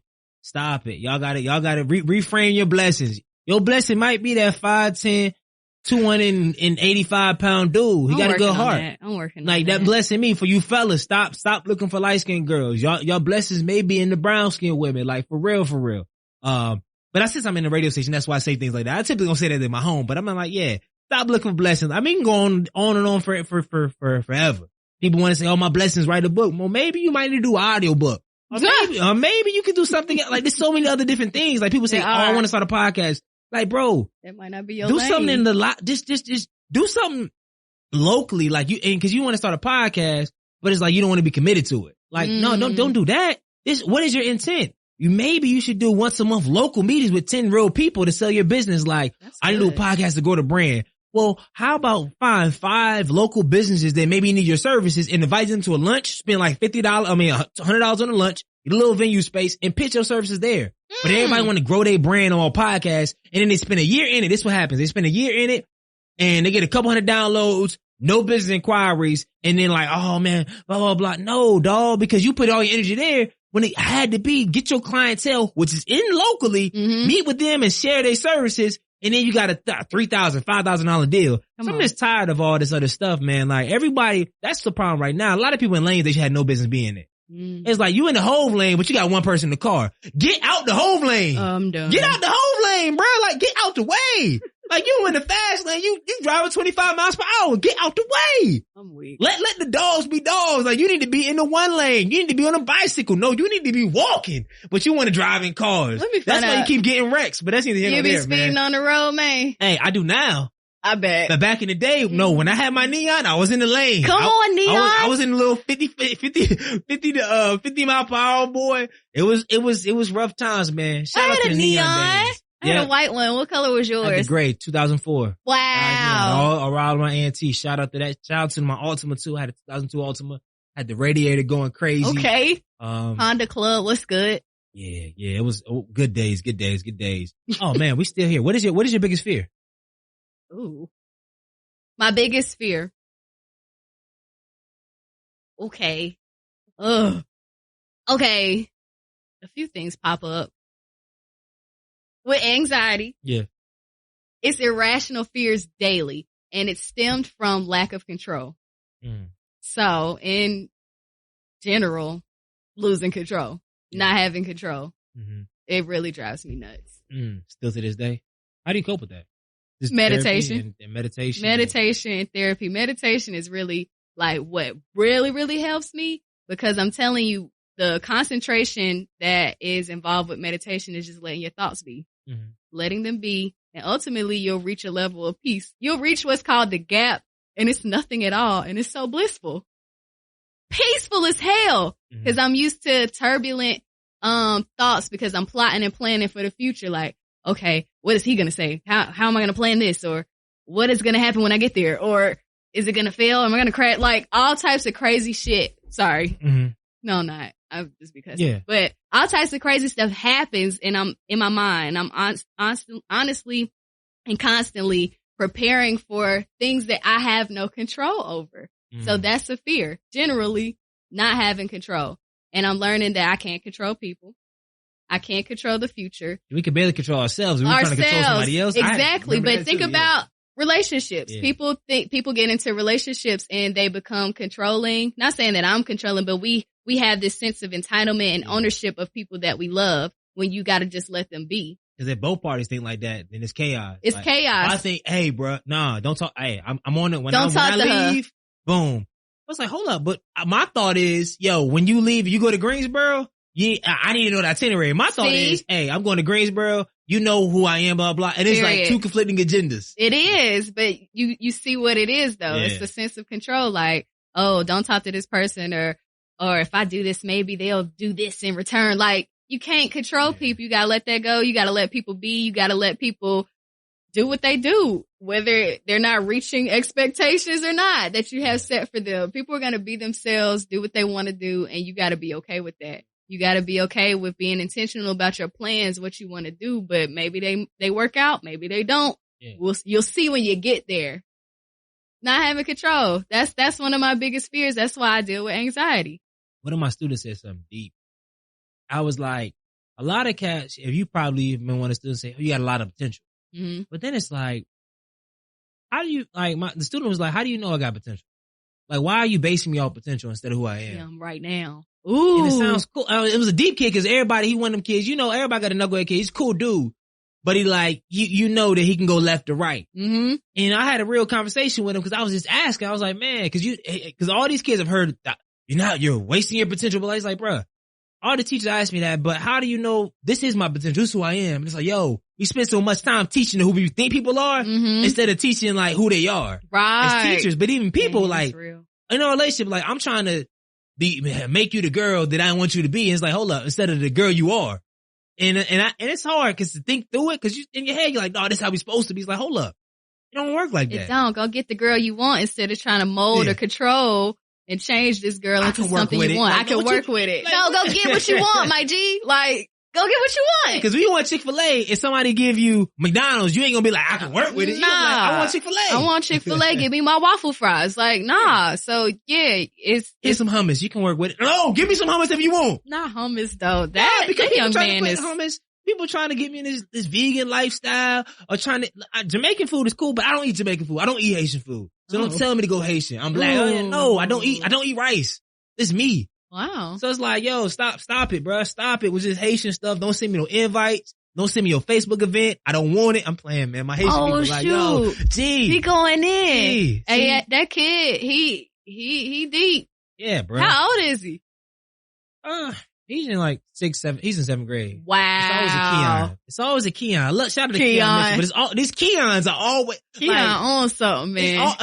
Every Keon is always like a roller coaster, man. He knows. It's crazy. But it shocked me and it helped me just reevaluate my teaching a lot. Mm-hmm.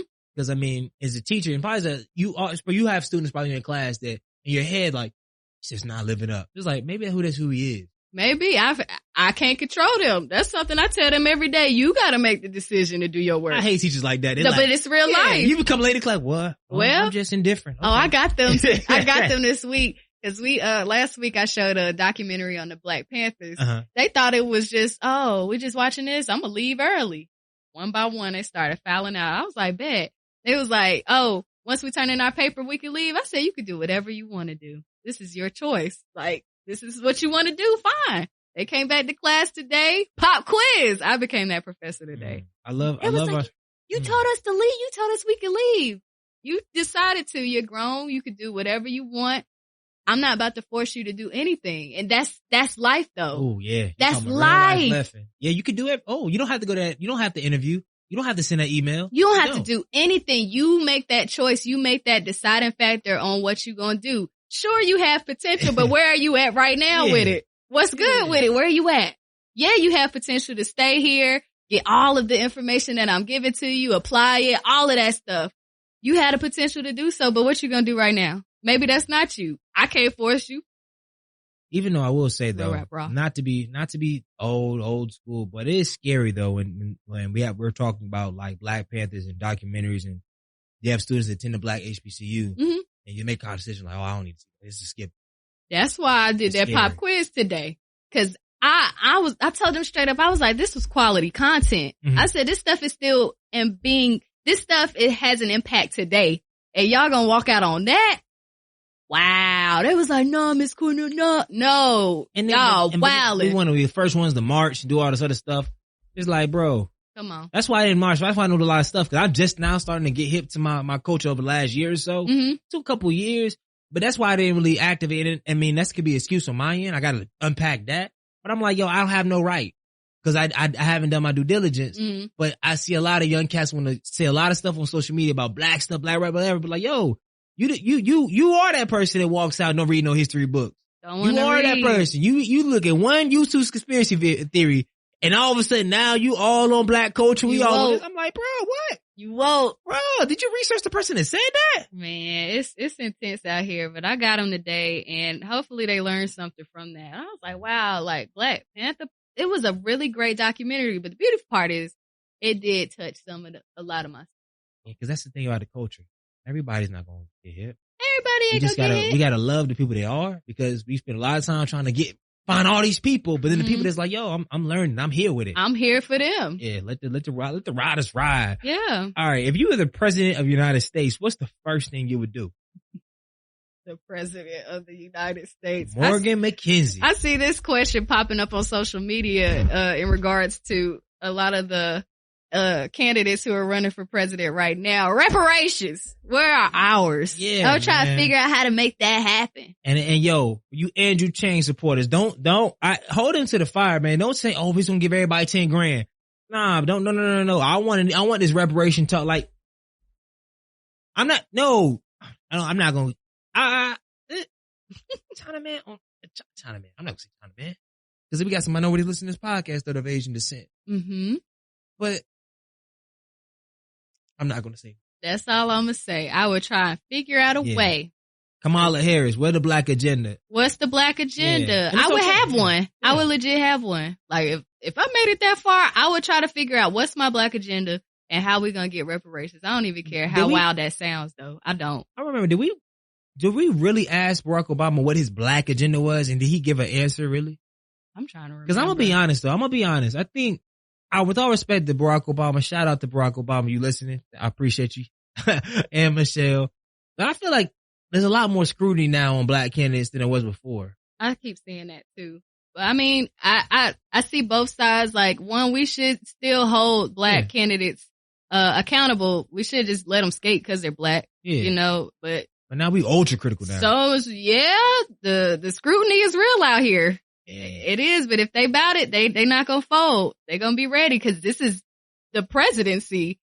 If you can't handle it from our community, how you gonna handle it from a global aspect? Yeah, they don't want it's coming. It's coming regardless. It is what it is. And this Trump thing done woke a lot of cats up about a lot of stuff, and now everybody want to be so. And I get it. I like it. So we gonna see, man. Hopefully, there's not a lot of friendly fire going around. This wild to watch. Draining. So we done with that.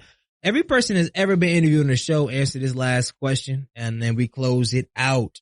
If you could change one thing about society, most specifically our African American culture, what would it be and why? Fresh off this Black Panther documentary that I watched last week and talking about it in my class and watching how the Black Panthers got together collectively. Mm-hmm. Like, they started locally, then it branched out nationally, and it even moved internationally. The unity aspect. I know it sounds cliche, but I really wish that we as Black people could unite on a larger scale, like unity. And on all spectrums, all types of Black people, not being exclusive to some or limiting one group of people or casting out another group of people because they're different or they have a different sexuality or all types of differences. We are diverse people. So once we come together collectively and unite, I think that would be beautiful. So that's where I'm at with it. Well, hey, all I got to say is, man, if I did all my interviews in person, then all my interviews have been 2.5 hours. We have legit been talking, dog. I mean, but it works because you're a legend at what you do. And I'm a self-proclaimed legend. Yup. So it's going to be natural and it's going to feel like that. But now I can see back in the day, I used to be like, yo, how does Howard Stern be? Bro, Howard Stern used to have shows like 3 hours. I'm like, yo, he's not talking about anything. And Howard Stern is like the number. He is the standard. He's popping, yeah. So I'll end it with this, man. Minority Trouble as a Nation. You've gotten over a couple hours worth of time. And guess what? I ain't cutting nothing because I ain't listening. I'm not going to listen to it all over again. So it's all going out like this. My audio guy, he's going to do, shout out to Sidney Evans, man. He's going to layer it. And I never cut anything anyways. Really? Nah, I never don't. I just listen through because I need talking points to market, but I got where I need to go with this.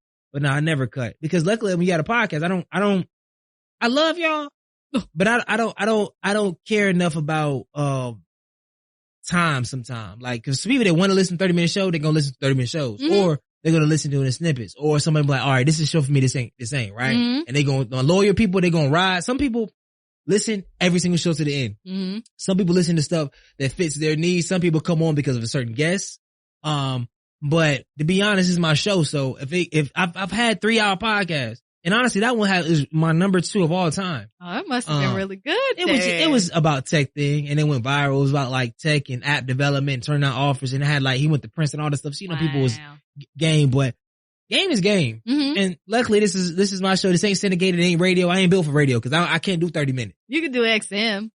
Yeah, XM is cool, but I just feel like we're in a space now, man, in the culture. And we can actually talk about this off here. Hey, Minority Trouble as a Nation, man. I love y'all. Make sure you do this one thing and one thing only, as always. Change the freaking culture. Good night.